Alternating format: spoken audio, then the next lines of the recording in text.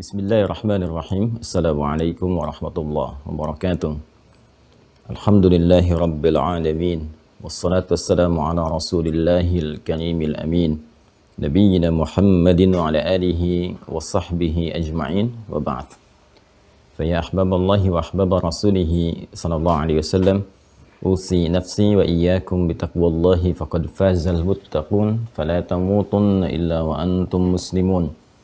فقال تعالى يا أيها الذين آمنوا اتقوا الله حق تقاته ولا تموتن إلا وأنتم مسلمون. Saudara-saudariku, semoga kita senantiasa dimuliakan, disehatkan dan dirahmati oleh Allah Subhanahu wa taala. Alhamdulillah, kita kembali diberikan kesempatan oleh Allah untuk beraktivitas sesuai dengan ajal yang telah Allah tetapkan. Semoga seluruh aktivitas kita diridhai oleh Allah Subhanahu wa taala, baik yang telah berlalu, tengah berlangsung, ataupun yang kita rencanakan dilakukan di masa depan.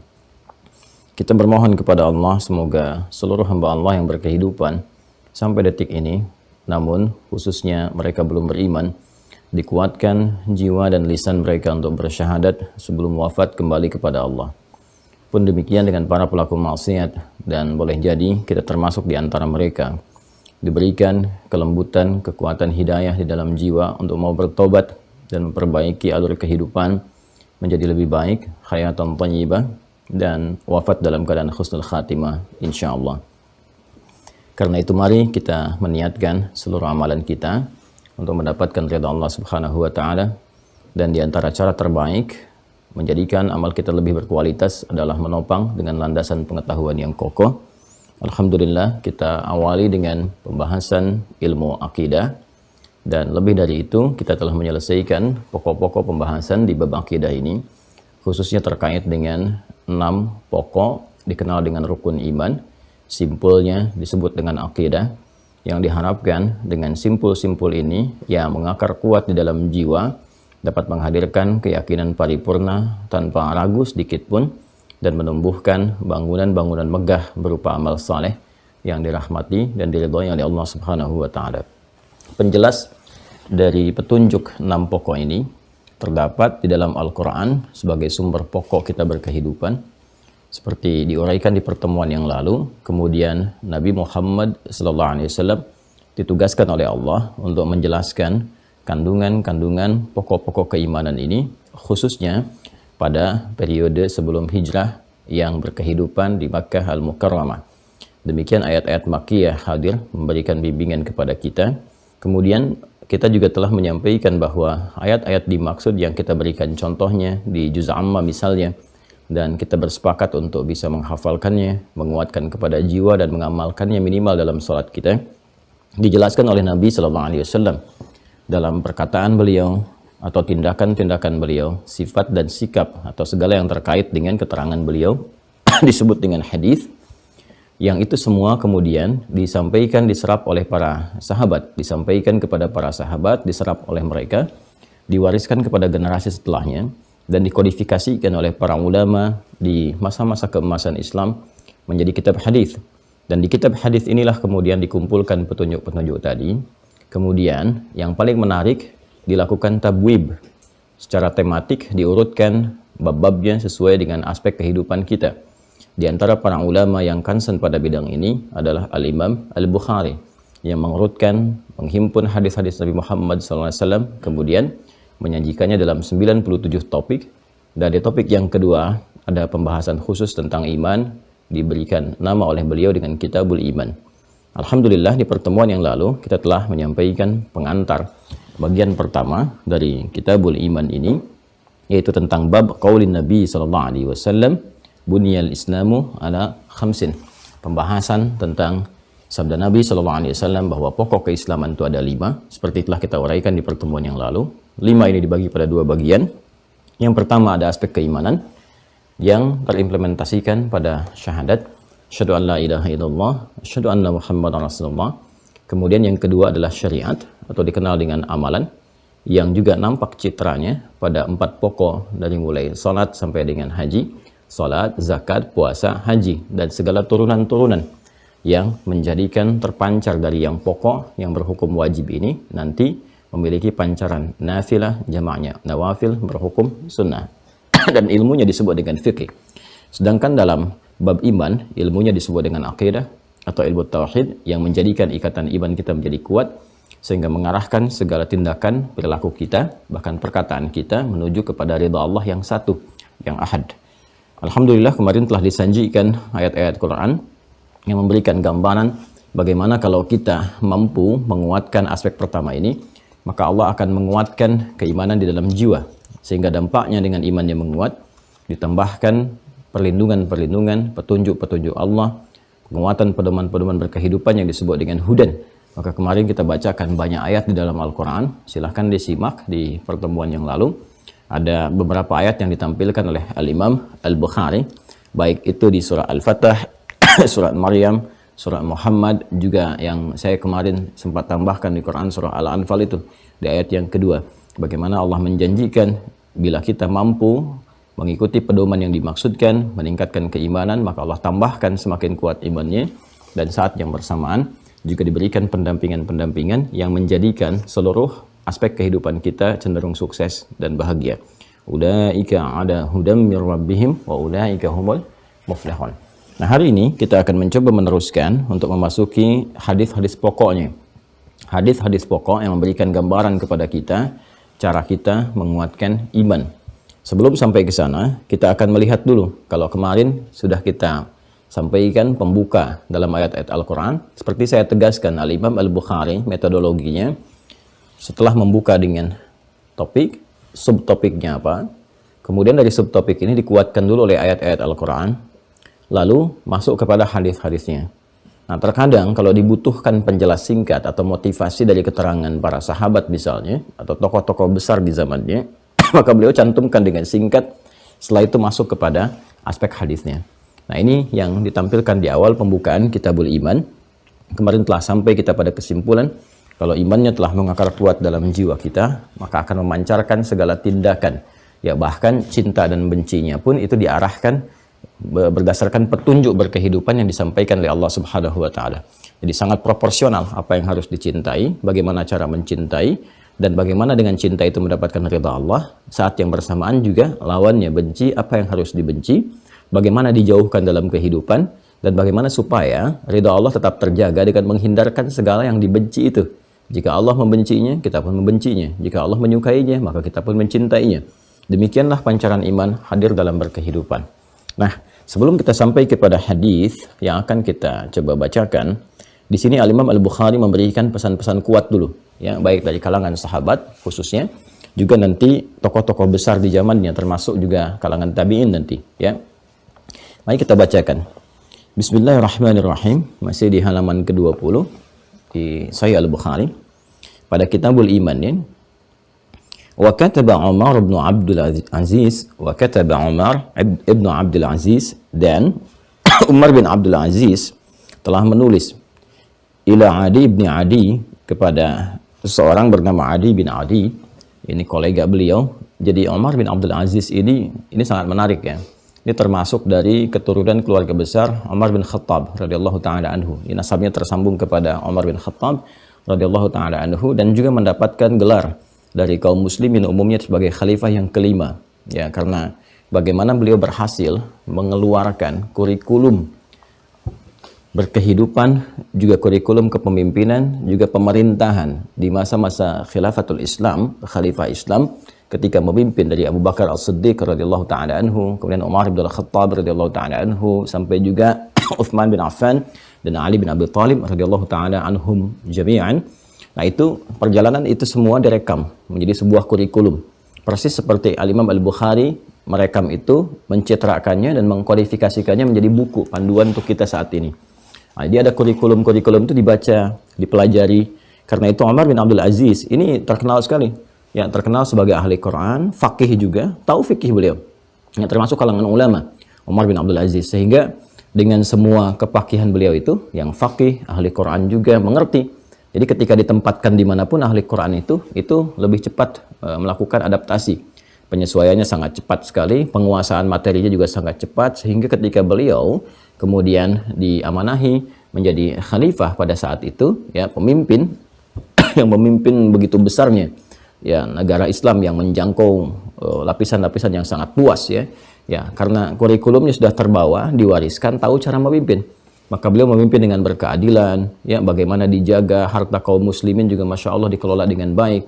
Sehingga sangat jarang didapati pada masa beliau rakyat yang tidak sejahtera.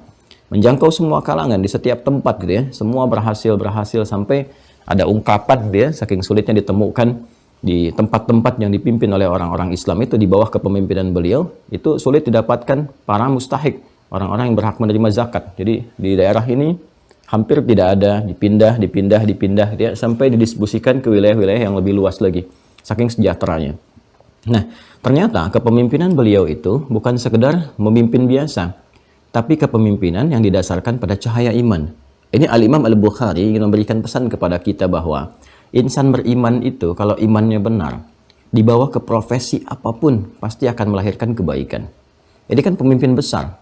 Ya, kalau kita sekarang misalnya negara Indonesia, cakupan di Indonesia dengan luas wilayah dan secara geografis juga bentangan-bentangan batasnya ada, terbatas wilayah Indonesia. Nanti tetangga-tetangganya misalnya yang Asia Tenggara, ada Malaysia, ada Brunei Darussalam, ada Filipina, ada Thailand, ya, dan seterusnya. Nah, sekarang kita lihat negara-negara agak melebar ke sana gitu kan, ke Timur Tengah ya. Taruhlah ada di Teluk misalnya ada Saudi Arabia, ada Qatar, ada Uni Emirat Arab dan sebagainya. Nah, ini yang sekarang jadi negara-negara itu dulu satu kesatuan di bawah Umar bin Khattab. Bahkan kalau kita juga mau geser sedikit, nanti kalau kita mau teruskan gitu kan, diurutkan itu Afrika Utara pun bahkan Yaman gitu ya, sampai ke Yaman, sampai ke Afrika Utara, ke Syam, itu satu kesatuan, satu wilayah besar. Di Afrika Utara itu dari mulai Mesir, Libya, Tunisia, itu kan, Maroko, Aljazair, sampai nyebrang sedikit ke Sisilia itu, terus ke Siberia, ke sebelah sananya yang sekarang jadi Spanyol, ya Spanyol, Portugal gitu kan. Kemudian Sisilia dekat yang ke Italia itu masuk wilayah. Ya, waktu itu di gubernurnya Musa bin Nusair, panglima yang paling terkenalnya Tariq bin Ziyad di wilayah Afrika Utara itu. Jadi Afrika Utara itu dulu provinsi, teman-teman sekalian. Provinsi. Gubernurnya Musa bin Nusair. Waktu kedatangan utusan dari Andalusia di tempo dulu yang meminta bantuan itu kan awalnya Suaka, kemudian minta bantuan dari kekejaman Raja Rodrik pada saat itu, diutuslah seorang panglima yang sangat fenomenal dikenal dengan Tariq bin Ziyad. Ya, kemudian Tariq bin Ziyad ini diutus ke sana membawa 10.000 pasukan untuk membantu Fatah kan. Ya, jadi bukan ingin mengekspansi, tapi atas permintaan rakyat Andalusia dibantu ketika mereka sudah dibebaskan, mau pulang lagi selesai gitu kan. Tapi mereka minta dibantu, ya disibghah, kemudian dikembangkan, dibawa kemudian pangan-pangan dari negeri Islam itu ke sana. Ya, termasuk apa yang dikenal dengan alfalfa sekarang itu. Ya, qodba, pakan-pakan ternak, sehingga ternak-ternak Andalusia itu kudanya dan sebagainya itu bagus-bagus kualitasnya.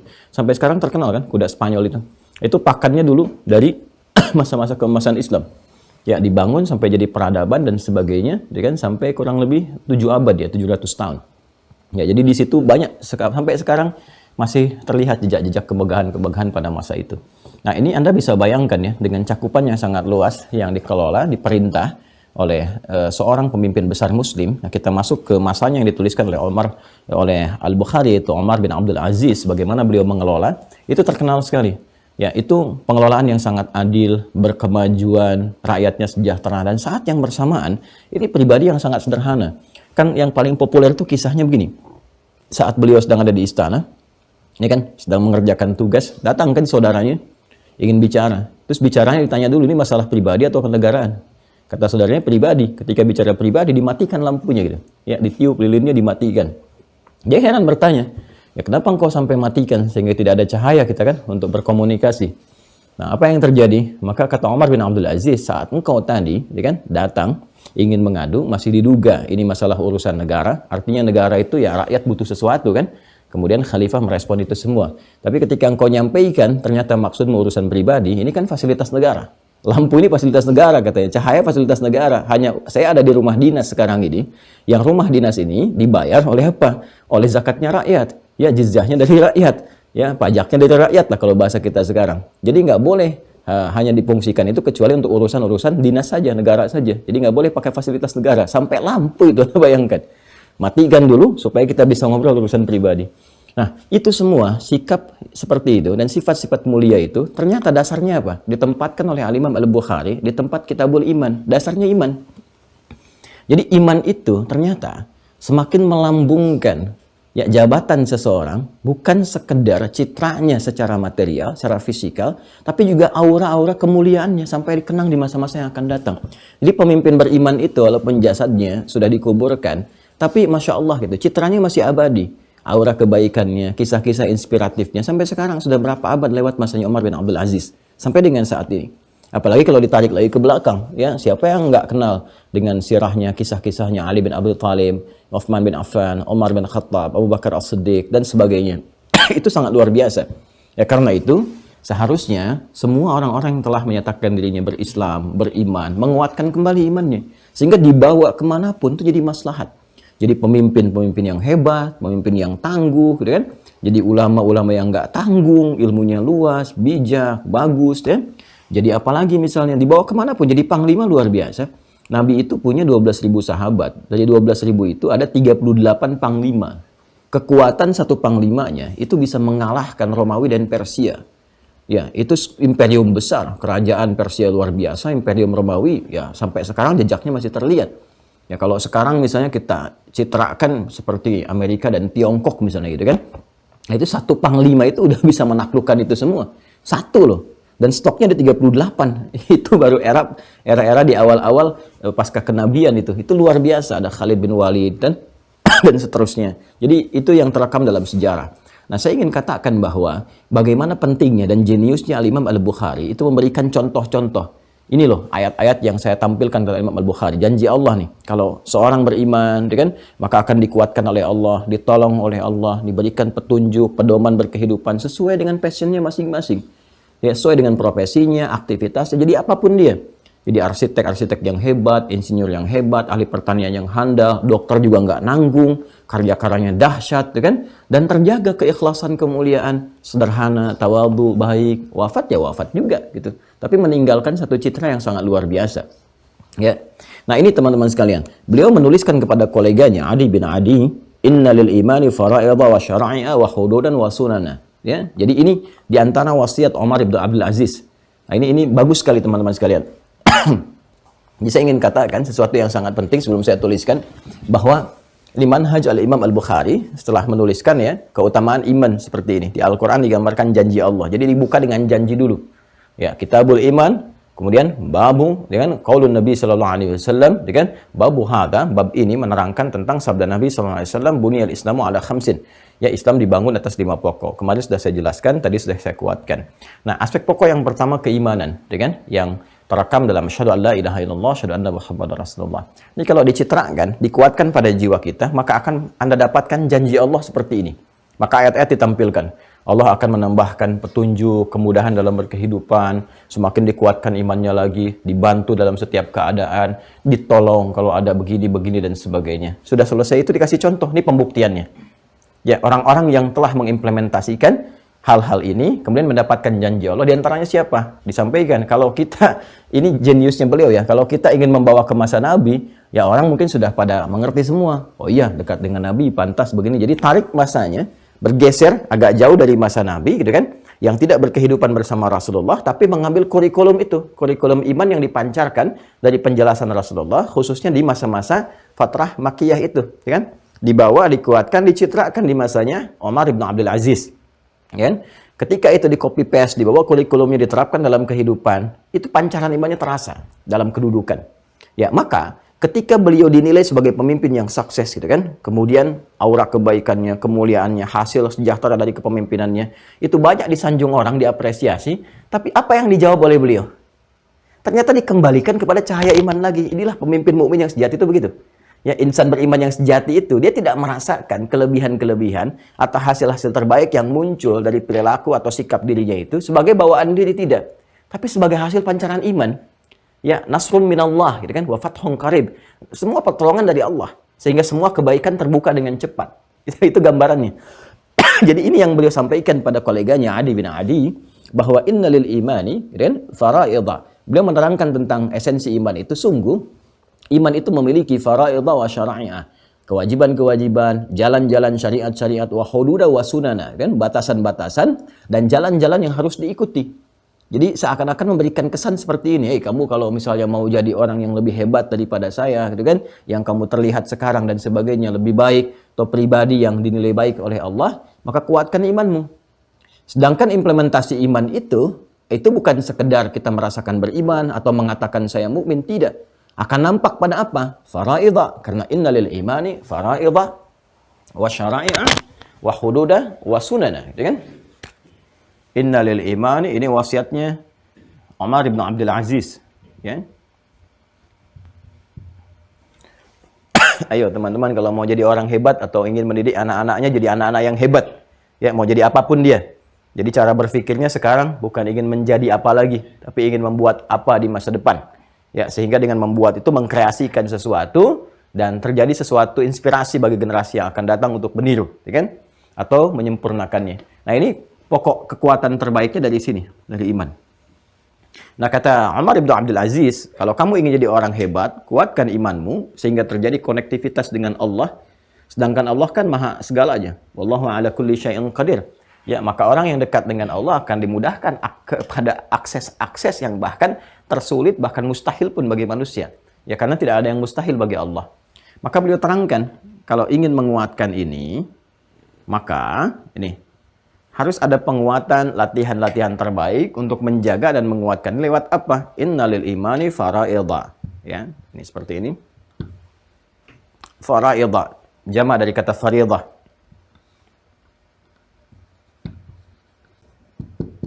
Kan?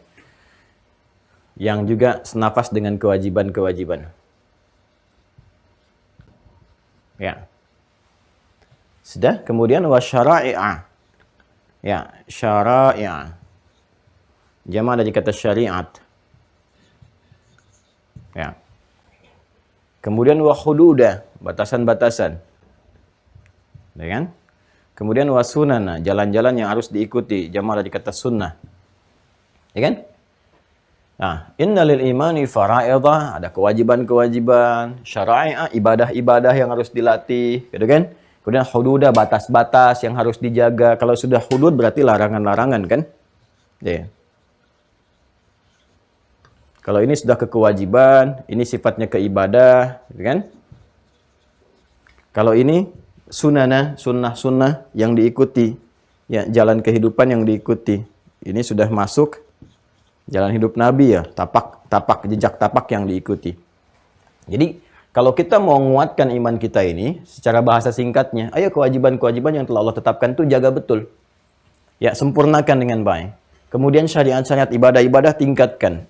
Dari mulai yang fardu ke yang sunnah. Kan terkenal sekali. Umar bin Abdul Aziz, ya, bagaimana ibadahnya, bagaimana sholat tahajudnya, bagaimana puasanya, bagaimana kedekatannya dengan Al-Quran. Itu ahli Quran loh beliau itu.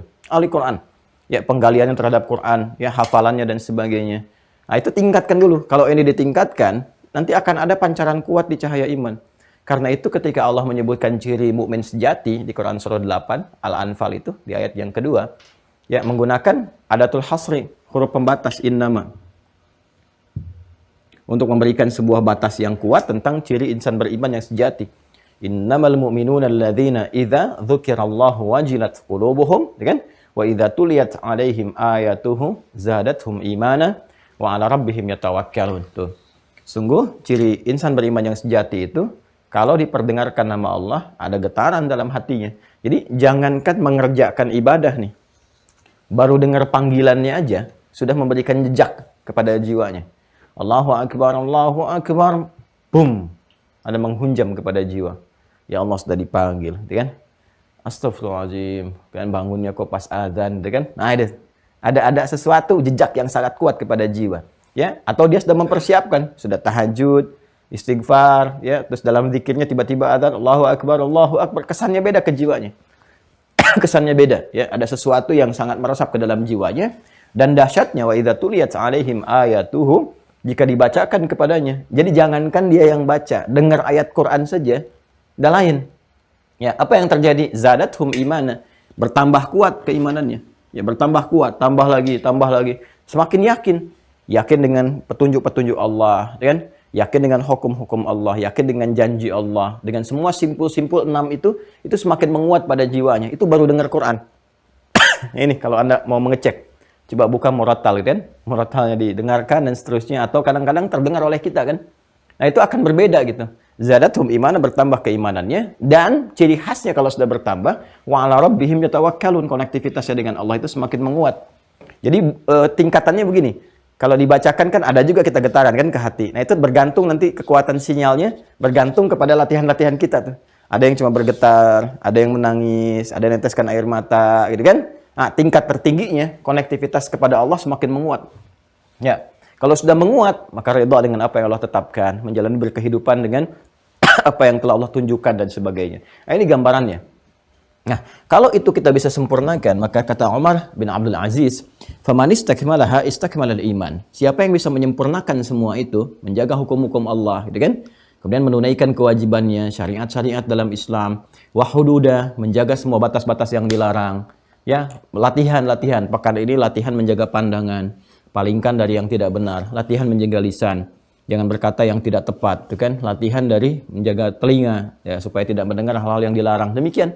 Coba deh kalau misalnya ingin mencoba ini, sebulan aja bagi 4. Kita latih pandangan, pendengaran, telinga, dan pikiran.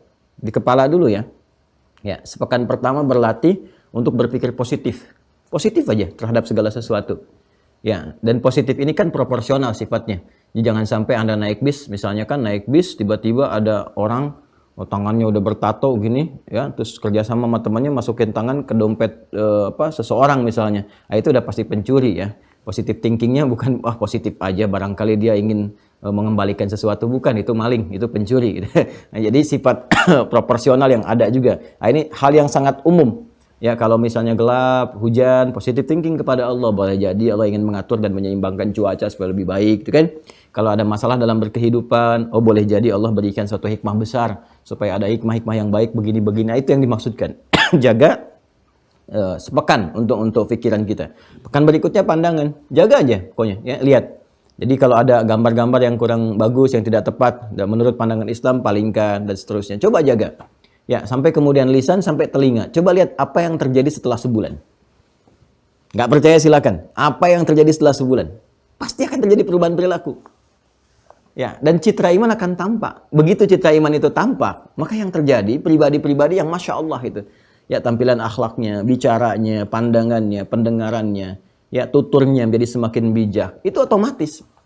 Ya, karena itu dalam Islam, itu nggak ada konsepsi yang jelek gitu. Semuanya pasti akan mengarah pada kebaikan.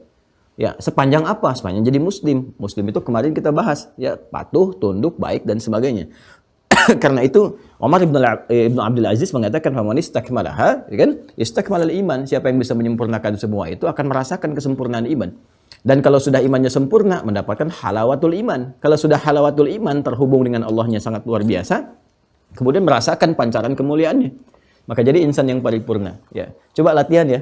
Sepekan ini coba. Sepekan untuk pikiran dulu. Nanti ada perubahan dalam berkehidupan. Di rumah tangga bawaannya akan enak. Pekerjaan cenderung lebih tentram gitu. Baru latihan ini aja. Latihan pikiran aja. Ya. Dan seterusnya. Kan kalau kita lihat di Quran surah 49, Al-Hujurat dari ayat 11 ya, sampai ayat 12-nya aja. Di situ lengkap kalau mau pengen latihan. Dari mulai lisan, pikiran, ya, sampai ke pendengaran, ya, sampai ke pandangan. Dari ya ayyuhalladzina amanu la yasraqu qaumin qaum, terus ya sampai nanti la yaghtab ba'dukum ba'du, sampai inna ba'dadh dhanni itsm dan seterusnya. Teruskan. Wa man lam yastakmilha lam yastakmilil iman. Siapa yang tidak menjaga ini dengan baik, maka kondisi imannya juga akan sempurna. Ya, silahkan kalau nggak percaya ya, kita bisa cek. Tapi ini nggak usah dipraktikkan. Kita bisa cek aja.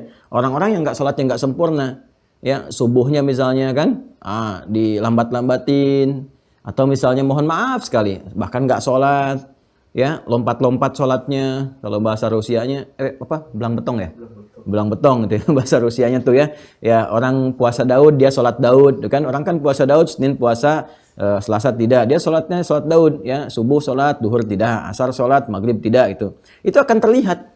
Ya, karena tipis cahaya imannya, redup pancaran cahayanya, maka dari perilakunya pun akan kelihatan. Kan fungsi sholat tanha 'anil fahsya'i wal munkar, hududa. Hudud itu kan tanha 'anil fahsya wal munkar, di antara dampaknya. Sekarang dia bagaimana bisa menjaga dirinya dari fahsya wal munkar kalau penopang-penopang kepada itu tidak dia gunakan, tiangnya lemah. Ya, tiang-tiang sholatnya nggak dia bangun dengan kokoh gitu. Maka pancaran akhlaknya pun nggak akan kokoh. Ya kan? Pancaran kemuliaan, pancaran perilakunya nggak akan nampak dalam berkehidupan. Ya, orang sholat nggak pernah dikerjakan, kan? Kemudian puasa juga ya nggak pernah dilakukan. Tapi dia mengatakan beriman, yakin, nggak pernah mau melakukan ibadah-ibadah itu. Maka akan terlihat dari tuturnya, dari cara bersikapnya, dari pikirannya, dari macam-macamnya dan sebagainya. Akan nampak, gitu kan? Baik. Bagaimana Ustadz? Ada juga kok orang-orang yang belajar pada kebaikan. Itu bukan akhlak, itu adab namanya. Itu adab. Ingat, itu bukan akhlak, itu adab namanya. Ya kan? Dan adab yang pertama adalah terhadap Tuhan, Sang Pencipta kita yang memberikan segalanya. Ya kan? Makanya Nabi mengatakan adabani Rabbi fa ahsana ta'dibi. Jadi sebaik-baiknya manusia kepada manusia yang lainnya, kalau hubungan dengan Tuhannya tidak baik, ini menunjukkan ada persoalan pada dirinya.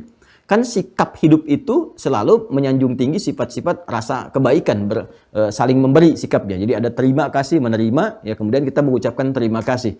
Umumnya kan kalau diberi, Anda diberi kan? Saya memberikan sesuatu misalnya kepada Anda mengucapkan terima kasih. Ada hormat, ada sikap baik dan sebagainya, ada sikap syukur. Nah ini Allah memberikan segalanya. Memberikan energi kepada kita, memberikan kemudian udara dan sebagainya, memberikan kebutuhan hidup, menyembuhkan saat sakit dan sebagainya. Lalu tidak ada tanda pada diri kita untuk mensyukuri semua itu. Dengan menuhankannya, menyembahnya, meningkatkan syukur kepadanya, nggak nampak. Maka sebaik-baiknya pun hubungan antar manusia, kalau dengan Tuhannya tidak baik, tetap tidak menjadi seorang pribadi yang sempurna. Tidak mulia. Kan? Karena itu tidak didapati orang-orang yang berkeadaban tapi belum dapat berkeakhlakan. Di akhlak itu kemuliaan yang didapatkan dari hasil ibadah. Sedangkan adab, kemuliaan yang bisa diraih lewat pendidikan. Jadi kalau orang belajar, ini dulu kan kita ada PPKN, pendidikan berkarakter, itu membentuk adab. Ya, karena itu bisa membangun peradaban. Silahkan cek misalnya kan di negara-negara di luar, saya tidak perlu sebutkan. Anda bisa dapati misalnya orang yang ngantrinya, disiplinnya, jujurnya, gitu kan? Ya, ada kejujuran, ada disiplin, ada kebersihan dan sebagainya. Ya, itu adab namanya. Karena dipelajari, dilatih, disiplin bagus. Tapi belum tentu akhlak. Ya, belum tentu akhlak. Karena nggak terlatih lewat ibadah. Sholat tidak dikerjakan, kan? Dan turunan-turunan yang lainnya. Sehingga dari adab ini mungkin membentuk karakter yang dilatih. Lewat perilaku, lewat pendidikan. Tapi tidak memunculkan dorongan-dorongan iman. Akhirnya apa? Zina juga ada. Selingkuh juga ada. Mabuk-mabukan juga iya. Dan sebetulnya tanpa kita sadari kriminalitasnya tinggi. Silahkan cek di Amerika. Berapa terjadi tiap hari misalnya orang menggunakan senjata untuk bunuh orang lain. Melukai orang lain. Berapa transaksi narkoba yang terjadi di sana. Dengan pencurian dan sebagainya. Ya boleh jadi disiplin ada. Kan? Kemudian maju berkeadaban dan sebagainya. Tapi karena tidak ada dorongan dari konsepsi iman ini. Maka yang terjadi apa? Tindakan kriminalitas juga tinggi. Ya. Di Jepang sangat luar biasa, antri, rapi, baik dan sebagainya. Tapi tingkat stresnya juga tinggi. Ya, kenapa? Karena tidak ada satu formulasi untuk menenangkan kepada jiwa. Dan penenang jiwa itu kan yang paling efektif satu, yaitu zikir. Ala bidzikrillah tatmainnul qulub. Sedangkan zikir dilatih lewat apa? Ibadah. Salat disebut zikir, berdoa disebut dengan zikir, baca Quran disebut dengan zikir. Itu formulasi apa? Nah, menenangkan kepada jiwa. Dalam kalbu ada apa? Ada nafas. Dalam nafas ada apa? Ada takwa. Di takwa ada apa? Ada iman. Jadi itu gambarannya ya.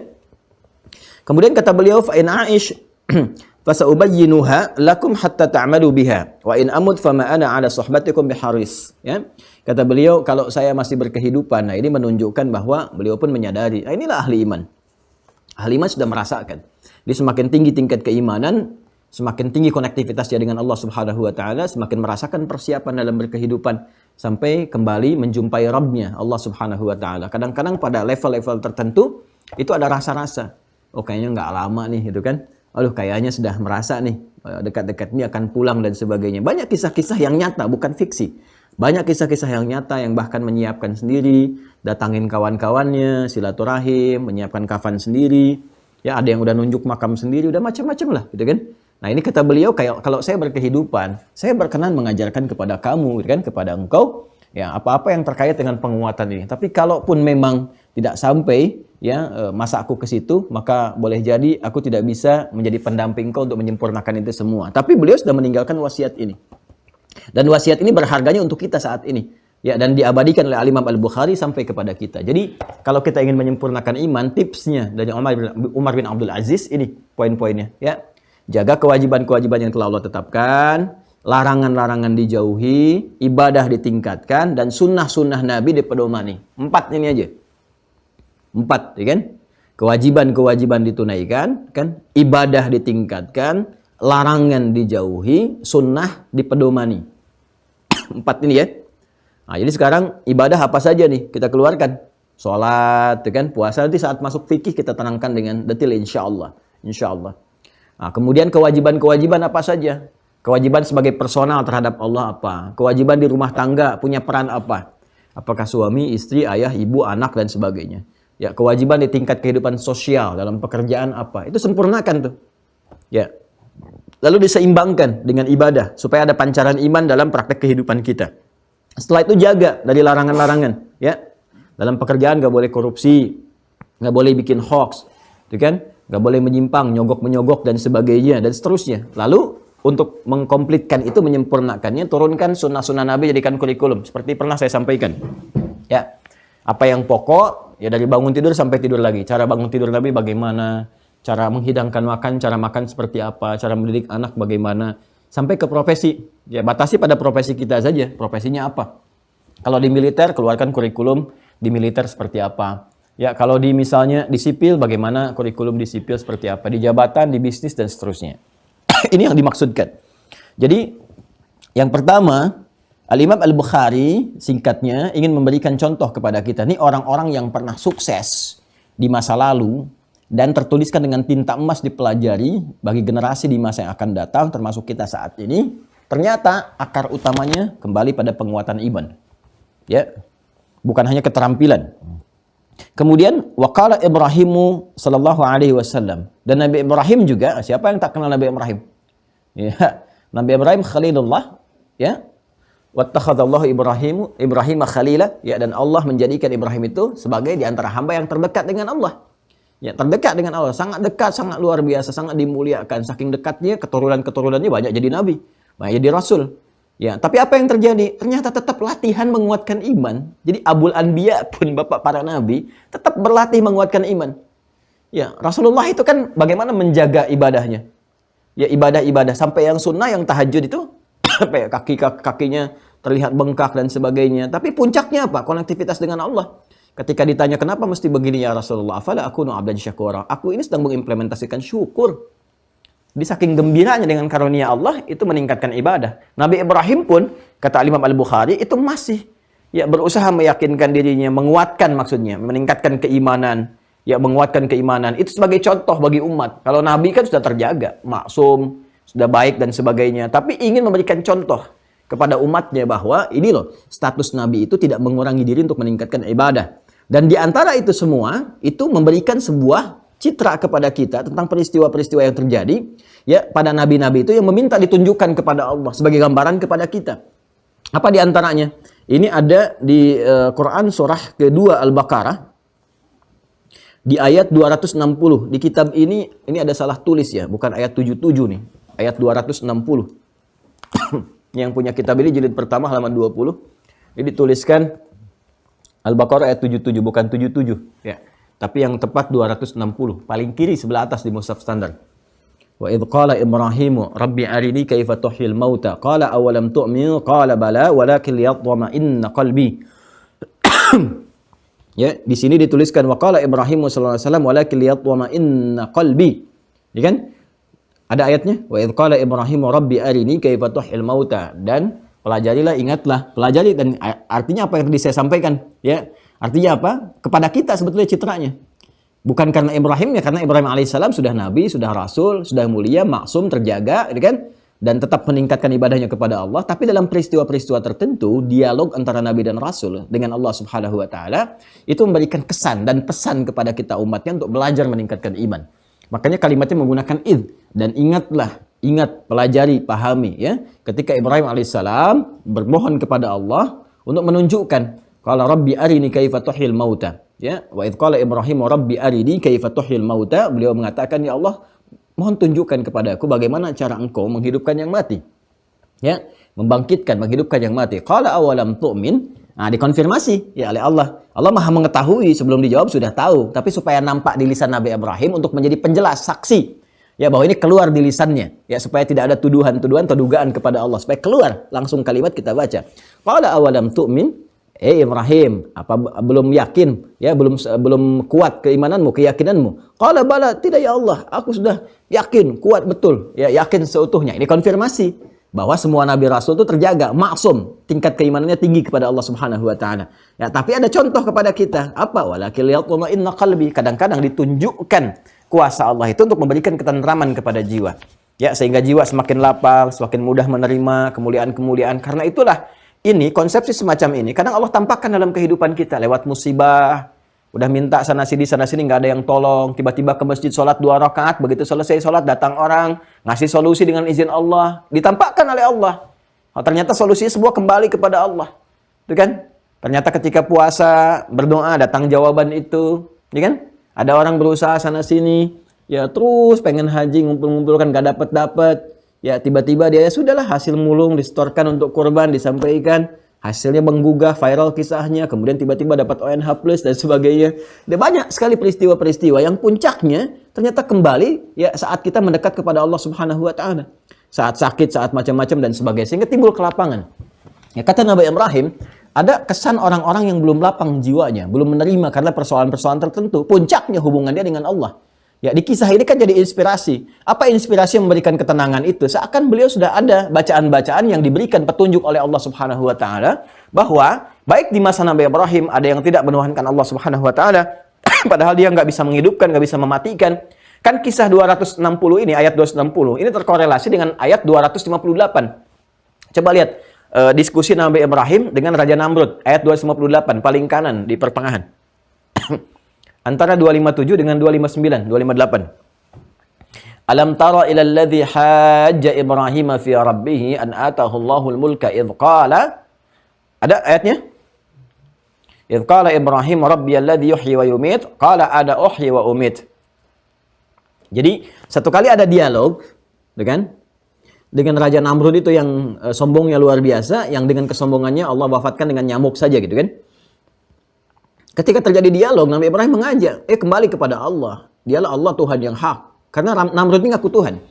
Ya, 2 yang terakam di muka bumi ngaku Tuhan. Yang satu orang Babilonia di Irak kekinian, ya kan? Irak kan dulu bukan wilayah Arab, wilayah Persia ke sebelah sana. Tetangganya Iran, ya kan? Kemudian yang kedua, yang dari Afrika Utara, Firaun, yang Mesir sekarang, gitu kan? Di negerinya. Nah, ini Namrud mengaku Tuhan. Dalam dialognya dia berkata, aku juga bisa, ya, aku Tuhan ini, bisa sifat-sifat ketuhanan aku miliki. Dan kata Ibrahim alaihissalam, dia menghidupkan, mematikan. Kata Namrud, aku pun bisa menghidupkan, mematikan. Qala ana uhyi wa umit. Ya, seperti saya pernah sampaikan, 2 orang dipanggil prajuritnya, yang satu ditebas dengan pedang, kan? Ya, sampai dia meninggal, yang satu dibiarkan hidup. Dia katakan, nih, aku menghidupkan, mematikan. Yang ini aku biarkan hidup, yang ini aku matikan. Maka Nabi Ibrahim mengatakan setelah itu, ya, fa innallaha ya'ti bisyamsi minal masyriq fa'ti biha minal maghrib. Ya, kalau begitu coba Allah bisa mengatur, kata Nabi Ibrahim. Ya, bagaimana terbit terbenamnya matahari, menerbitkan di timur, kemudian menenggelamkan di barat. Ya, terbenam di barat, terbit di timur. Kalau kamu memang Tuhan, coba tukarkan posisinya. Terbitkan di barat, kemudian terbenamkan di timur. Fabuhital ladzi kafar, maka terdiam dia, tak bisa menjawab karena memang ada fitrah kemanusiaan bukan ketuhanan. Bungkam pada saat itu, selesai. Ya, dialog itu selesai, ditinggalkan, terjadilah yang terjadi. Nah, di sini ada rasa penasaran Nabi Ibrahim. Ya, memohon kepada Allah ditunjukkan, ya Allah, Engkau kan Tuhan yang paling hak. Enggak seperti klaimnya Namrud itu. Dia menghidupkan, mematikan, seenaknya saja berbuat sesuatu yang tidak pantas. Itu kan, berbuat kriminal dan sebagainya. Tunjukkan ya Allah dengan kuasamu. Bagaimana Tuhan yang sesungguhnya menghidupkan, mematikan. Tuhan yang sesungguhnya. Ya, maka oleh Allah kemudian dikonfirmasi, diuji. Ya, apa kamu kurang yakin? Ya, maka diklarifikasi, dikonfirmasi oleh Nabi Ibrahim. Tidak ya Allah, sempurna keyakinan saya. Ya, kalau dalam bahasa bebasnya itu, ini untuk menunjukkan kepada orang-orang itu bahwa tidak ada yang layak dipertuhankan selain Engkau. Jadi kalau ada yang menuhankan makhluk lagi, menuhankan manusia dengan segala sifatnya atau manusia yang ngaku Tuhan, maka peristiwa ini bisa menjadi dalil untuk mereka. Itu maksudnya. Jadi kalau nanti ada yang menuhankan manusia dari proses bagaimanapun, ini bisa dijadikan sebagai dalil. Maka oleh Allah diperintahkan, qala fakhudh arba'atan minat tayr. Ya, kemudian ambil 4 ekor burung. Kemudian setelah itu apa yang terjadi? Dipotong-potong. Ya, kemudian disimpan di setiap bukit potongan-potongannya itu. Bagaimana Allah ingin menunjukkan sesuatu yang dahsyat terjadi? Ya, karena kan menghidupkan yang mati kan berarti harus ada yang mati dulu kan?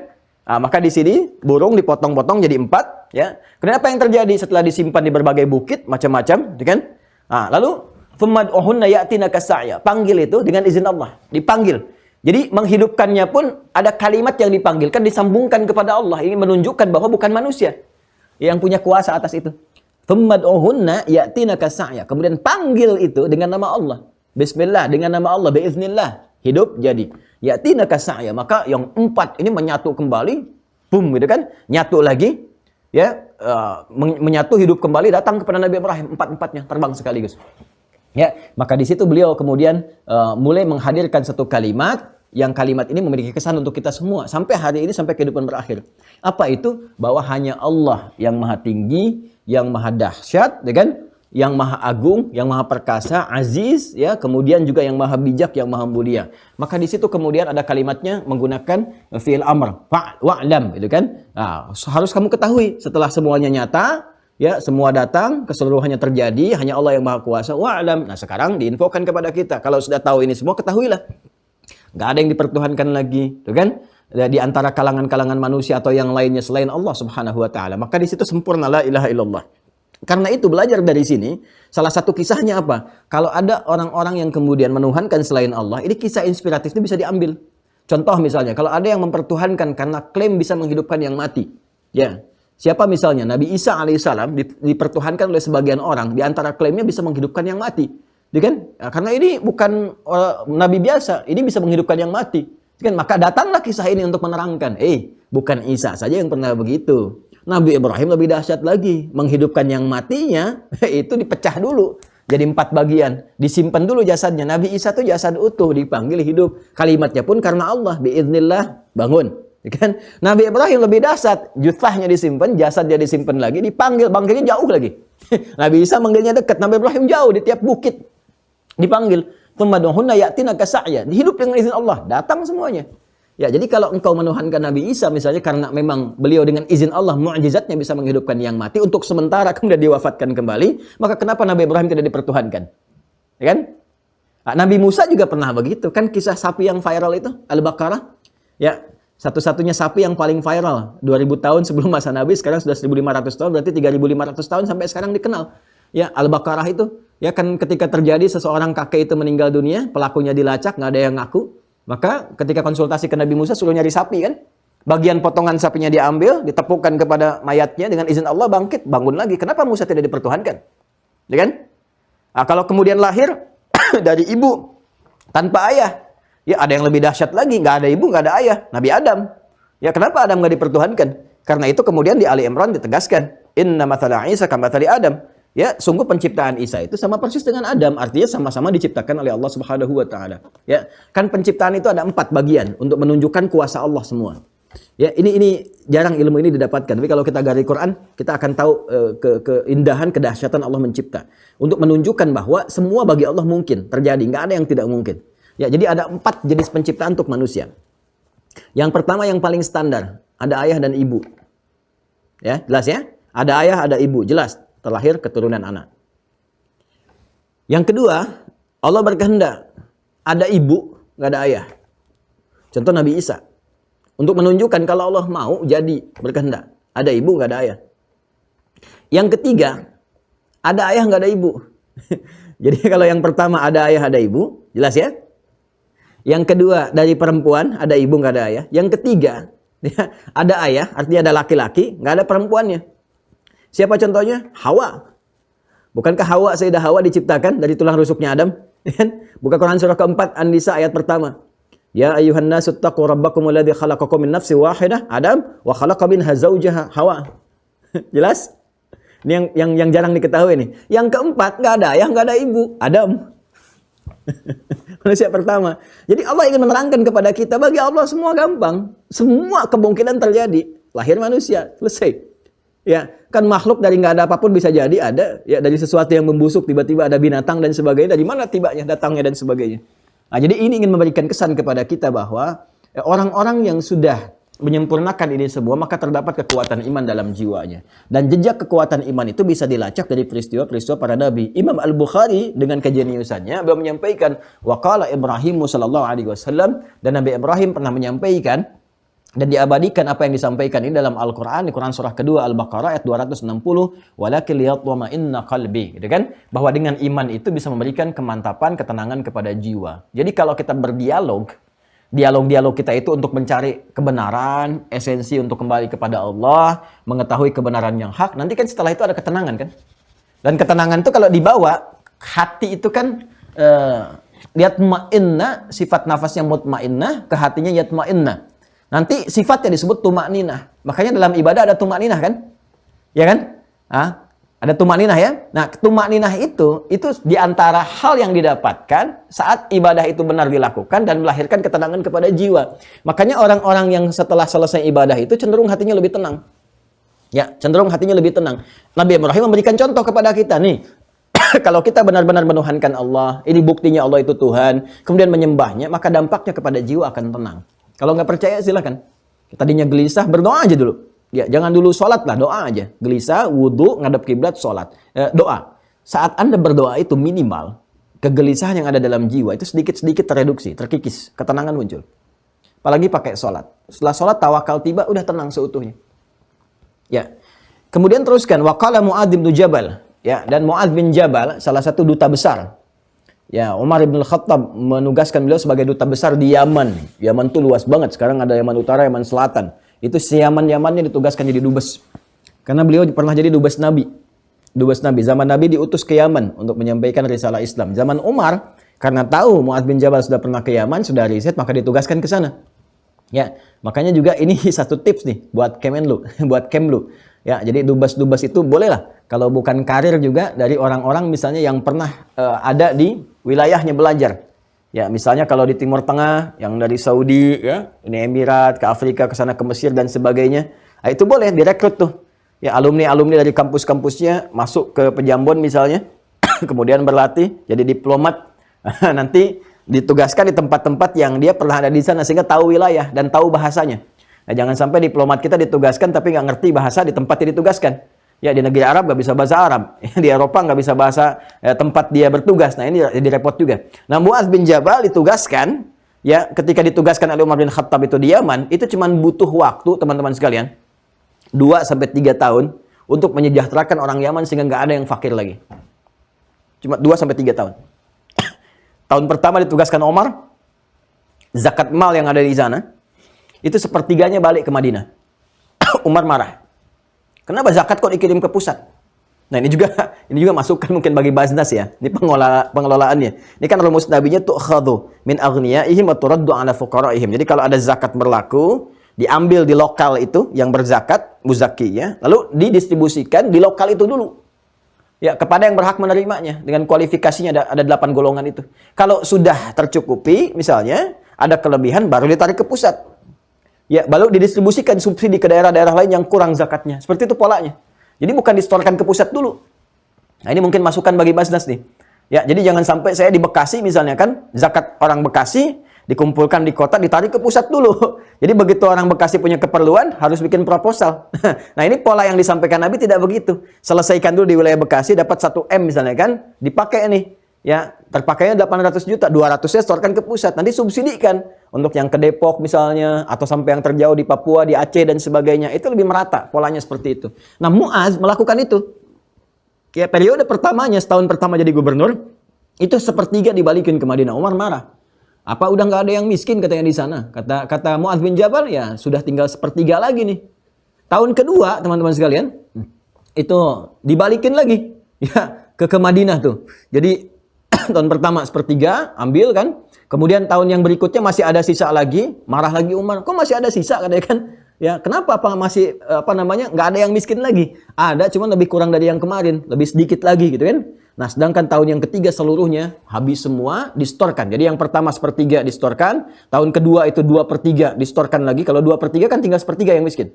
Ya, kalau sepertiga dibalikan tinggal 2/3. Kalau 2/3 dibalikan tinggal sepertiga yang miskin. Tahun ketiga utuh semua.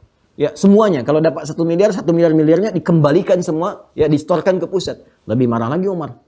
Ya, apa sudah nggak ada sama sekali katanya yang fakir yang miskin di sana? Kata Mu'adz bin Jabal, enteng saja. Sekarang sudah selesai semua. Kemiskinan tuntas. Sejahtera semua. Cuma butuh 3 tahun Anda bayangkan. 3 tahun selesai. Jadi saya membayangkan bagaimana berapa sih potensi zakat itu yang bisa dikelola itu di Indonesia itu. Muslim kalau 85% dari 270 juta itu kurang lebih 240 juta. Ya, taruhlah kemudian 10% aja lah yang wajib zakat. Makanya kalau orang Islamnya disupport nih, ya pedagang-pedagang muslim, pebisnis muslim disupport betul-betul, diambil zakatnya aja itu sudah luar biasa. Ya, 10%-nya dari 240 juta itu udah 24 juta. 24 juta itu kalikan berapa wajib zakatnya? Berapa triliun potensinya? Setiap tahun. Itu kalau udah mengentaskan kemiskinan itu sangat, saya kira akan lebih cepat, efektif gitu. Ya, subsidikan ke sini dari mulai Aceh sampai dengan Papua dikelola dengan baik dan sebagainya. Itu Mu'adz berhasil. Ya, dan seyaman loh, jangan salah, seyaman. Nah, pertanyaannya, apa yang menjadikan Mu'adz berhasil mengelola itu sebagai gubernur pada masa itu? Dan pernah diminta oleh Nabi untuk bertugas, riset dulu nih ke Yaman, riset. Kalau bertemu ahli kita begini caranya, terangkan, dialog dengan baik. Kan? Jangan sampai bersinggungan. Hebat. Jadi toleransi itu udah dibangun. Nabi itu udah membangun toleransi yang sangat tinggi. Lakum dinukum waliyadin, la ikraha fiddin, gak boleh maksa, gak boleh saling mencampur adukan. Kalau mau berdialog, saling menghormati. Terkenal kok. Sahabat-sahabatan misalnya, dari dulu antara pendeta dengan ustadz dengan macam-macam, biasa saja membangun harmoni dalam kehidupan. Tapi kalau urusan dalam agama, masing-masing. Nggak usah saling mencampuri. Masing-masing semuanya. Biasa, masing-masing. Dalam kehidupan berbangsa bertanah air, sama-sama berkolaborasi membangun. Meningkatkan kemakmuran, kesuksesan, dan sebagainya. Nah, kalau ingin mencari kebenaran, didialogkan, komparasikan. Ya, walaupun pada pilihan akhirnya, lakum dinukum waliyadin. Indah kan ajaran Islam.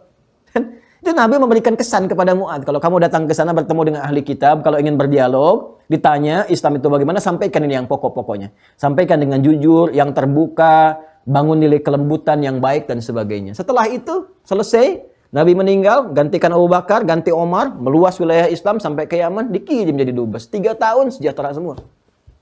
Ya. Nah, sekarang ketika ditanya apa tipsnya? Jawaban Mu'adz apa? Nah, ini sampai muncul di kaos-kaos, di macam-macam. Ini jawaban yang fenomenalnya, sampai viral nih sekarang. Boleh jadi status tuh di media sosial. Apa kata Mu'adz bin Jabal? Wa qala Mu'adz bin Jabalin, dan Mu'adz bin Jabal radhiyallahu taala anhu berkata, "Ijlis bina nu'min sa'ah."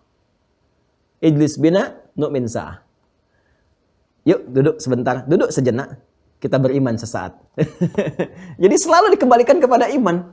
Ya, kalau bahasa anak milenial sekarang kongkonya pun kongko iman gitu. Duduknya iman, ngopinya ngopi iman. Ya, jadi beliau tuh tidak pernah ada waktu ya sekelebat pun sesaat waktu kecuali diisi dengan iman. Makanya kalau ada orang-orang yang ingin mendekat kepada beliau pun, idlis bina nu'min sa'ah.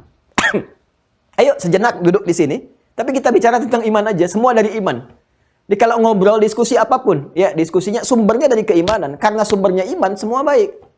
Dibawa kepada masyarakat bicara yang baik-baik, bagaimana cara mengatasi musibah di sini, bagaimana cara mengatasi banjir dengan baik, gitu kan? Semuanya baik. Nggak ada kesan misalnya saling mencederai, saling menjerumuskan, saling ini, saling itu. Karena apa? Nu'min sa'ah. Ijlis bina nu'min sa'ah. Duduk sejenak kita membicarakan sesuatu dengan dasar iman. Jadi ternyata kesejahteraan kembali ke iman. Ketinggian kedudukan kembali ke iman. Kemuliaan kembali ke iman. Karena pancaran iman semua baik. Karena dasarnya takwa. Jadi bergaul kemanapun, di suku manapun, itu kalau dasarnya takwa, pasti mulia.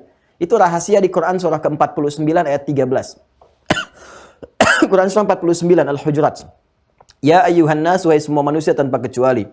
Ya, inna khalaqnakum min dzakari wa untha. Kami ciptakan kalian adalah laki-laki dan perempuan. Wa ja'alnakum syu'uban wa qabail. Dan kami tetapkan kalian, ya kan, berkomunitas, bersuku-suku, beda tempat, beda suku, beda bangsa, beda negara. Lita'arafu, supaya kalian membangun harmoni.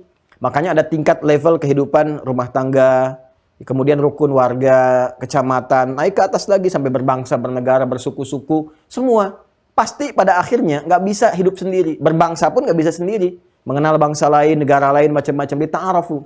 Tapi kaidahnya apa? Inna akramakum indallahi atqakum.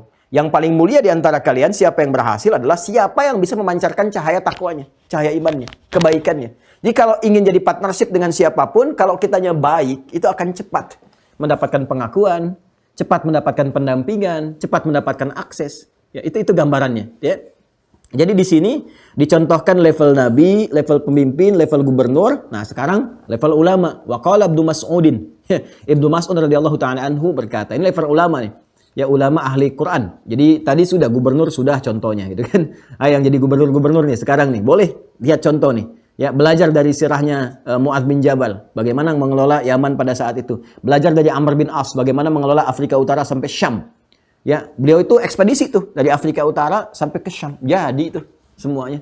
Kekuasaannya luar biasa ya, dan tinggi lah, banyak hal yang bisa kita gali. Ibnu Mas'ud berkata, al-yaqinu al-imanu kulluhu. Ya, kalau sudah tadi sempurna ini dikerjakan keseluruhannya, maka kata iman itu akan bertransformasi lebih tinggi lagi menjadi kata yakin. Kalau sudah yakin berarti di situ terdapat paripurna iman. Keimanan keseluruhannya kalau diakumulasikan aspek-aspek ini, ibadah, kemudian menunaikan kewajiban, menjauhi larangan, memedomani kehidupan Nabi, maka semua itu akan melahirkan keyakinan tentang kebenaran ajaran Islam. Dan kita yakin suatu saat kita akan berpulang. Karena itu akhirat disebut dengan yakin. Wabil akhiratihum yuqinun. Dan dengan kehidupan akhirat mereka yakin. Kalau nggak percaya silakan ya. Mohon izin. Banyak sekali catatan-catatan kitab-kitab tradisional di masa lalu yang dikarang oleh para ulama kita. Itu jadi kurikulum kehidupan. Keluarin aja deh sesuai dengan bidang kita. Kalau kita udah lihat, kita buktikan, ini yang paling banyak riset kan orang Yahudi sekarang ini. Banyak riset. Ya, dari hazanah keislaman itu banyak diriset. Apapun diriset, termasuk konsepsi keuangan syariah, diriset. Ya, cuman diambil polanya, dikembangkan. Kembangkan sesuai dengan kepentingan-kepentingan, kan karakter itu punya masing-masing. Beda karakteristiknya. Antara bangsa ini, bangsa itu, kaum ini punya karakteristik sendiri. Ada yang ingin monopoli, ada yang ini, ada yang macam-macam lah. Ada yang lekat dengan riba dan sebagainya. Tapi selalu ingin untung. Ya, makanya kalau kita gali di nilai keislaman, perbankan syariah di keislaman misalnya, kemudian di tentang kedudukan, di jabatan, di macam-macam, turunkan semua itu, termasuk di keilmuan, akan melahirkan satu kualitas manusia yang paripurna. Ketika Anda menemukan itu, bertambah keyakinan, oh ternyata benar dalam Islam. Ya, saya sering katakan orang-orang ilmiah yang riset saja di luar, yang meriset fenomena alam, menemukan kesesuaian dengan Al-Quran. Setelah itu banyak yang masuk Islam. Ya, silakan cek, temukan banyak ilmuwan masuk Islam ketika meriset, baca Quran. Ya, makin benar ketika merasakan ada kebenaran di dalamnya, terakumulasi jadi keyakinan. Karena itu Ibnu Mas'ud mengatakan, Ibnu Mas'ud itu kan ahli Quran. Ya, sahabat Abdullah bin Mas'ud salah satu ahli Quran yang kalau baca Quran malaikat turun berebut mendengarkan. Ya, pernah dengarkan kisah viralnya? Beliau pernah mengadu kepada Nabi karena saat baca Quran itu ada sekelebat pohon-pohon itu. Ya, kemudian bagian atasnya itu semua saling goyang-goyang begini. Ya, angin bertiup kencang. Ditambah lagi baca, makin kencang lagi, ketakutan. Datanglah kepada Rasulullah mengadukannya, Rasulullah saya baca Quran barusan terjadi begini. Pohon-pohon itu kan bergoyang-goyang, semakin kencang, angin datang. Nabi tersenyum, mengatakan, tahukah engkau ketika engkau baca Quran tadi, saking bagusnya suaramu itu, ya makanya Nabi pernah memintakan Abdullah bin Mas'ud, Ubay bin Ka'ab itu membacakan Quran kepada beliau. Ya kan? Untuk memberikan kesan kepada kita nih, kalau bacaannya bagus, enak, tenang, ke jiwa tuh ada gejolaknya, ya, ada rasanya. Nah, ini saking bagusnya suaramu tadi dan bacaan Quranmu, malaikat turun berebut untuk mendengarkan bacaanmu. Kalau engkau teruskan tadi nggak berhenti, hancurlah tempat-tempat itu. Ya, alhamdulillah nggak ada seperti kualitas Ibnu Mas'ud sampai sekarang. Bayangkan kalau ada, ya, suara bapak, suami ibu di rumah seperti Ibnu Mas'ud dibacakan, hancur rumah tuh, udah dibangun puluhan tahun hancur.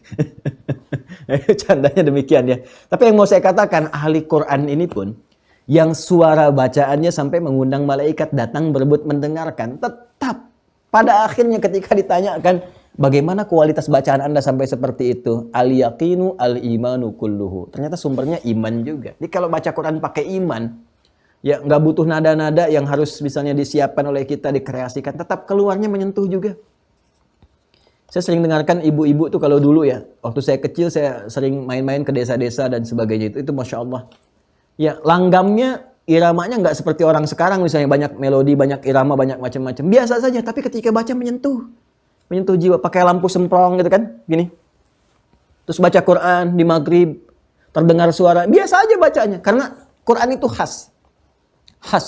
Orang manapun kalau baca Quran dengan tajwid dan disupport oleh imannya, maka ada sentuhan kepada jiwa. Ya, dan uniknya begini, ketika dibacakan dengan tajwid, itu irama-iramanya muncul sendiri khas, sesuai dengan orangnya. Makanya Anda dengar suara, oh ini Imam Syekh Sudes nih. Oh ini Misyari Rasid ini. Ini si fulan, ini si fulan. Itu bisa muncul. Padahal dibacanya sama-sama dengan tajwid yang sama. Tapi mengeluarkan satu irama yang berbeda gitu. Ya itu ada kesan yang sangat luar biasa. Nah, ketika ditanya Ibnu Mas'ud, apa rahasianya sampai engkau baca Quran begitu sangat bagus, ilmumu luar biasa, kuncinya iman lagi. Nah, jadi kalau ingin pintar, ya, keilmuannya ingin tinggi dan sebagainya, ternyata salah satunya juga dari iman. Wa qala Ibnu Umar, berkata Abdullah bin Umar Ibnu Khattab radhiyallahu taala anhu. Ini sangat luar biasa. Faqih meriwayatkan sekitar 2.800 hadis. Ya, Ibnu Umar ini ada dua Ibnu Umar. Ya, ada Ibnu Abbas, ada Ibnu Umar, Abdullah bin Umar bin Khattab, ada lagi nanti Abdullah bin Amr bin Al-As. Ada tiga Abdullah. Abdullah bin Abbas, Abdullah bin Umar bin Khattab, ada Abdullah bin Amr bin Al-As. Tiga-tiganya luar biasa.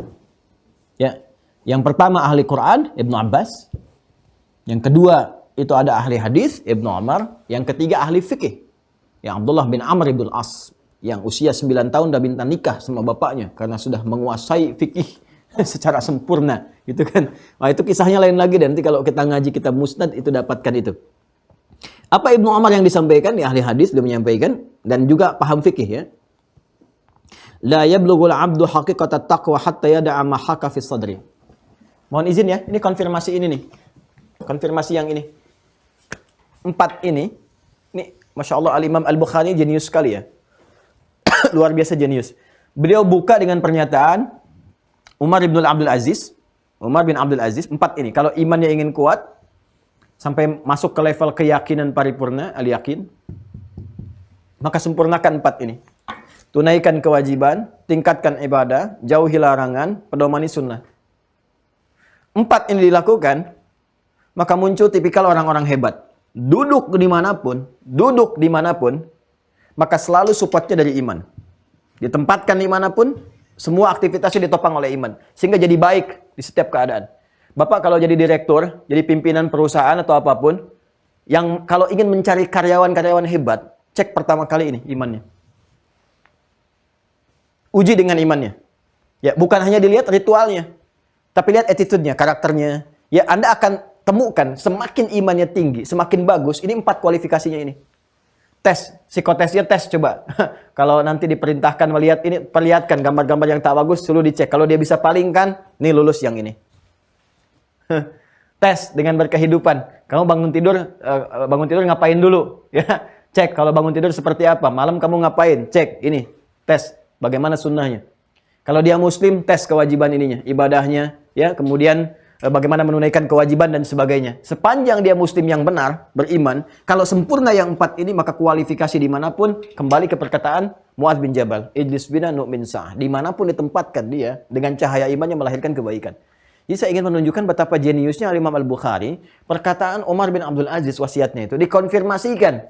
Ya, pertama dengan apa? Dengan pernyataan Nabi Ibrahim alaihissalam, yang tadi saya sampaikan, kemudian Mu'adz bin Jabal, kemudian Abdullah bin Mas'ud, ya. Ya, kemudian yang terakhir adalah Abdullah bin Umar. Apa pernyataan beliau? Kita bacakan kembali. Kita akan masuk kepada akhirnya. La yablughul 'abdu haqiqatat taqwa. Seorang hamba tidak akan sampai kepada hakikat takwa. Hakikat takwa itu ya iman tadi. Karena cahaya iman seperti saya terangkan di pertemuan yang lalu, tembusnya kan kepada jiwa. Di jiwa itu kalau bukan fujur, takwa. Maka iman nggak mungkin masuk ke fujur, masuknya ke takwa.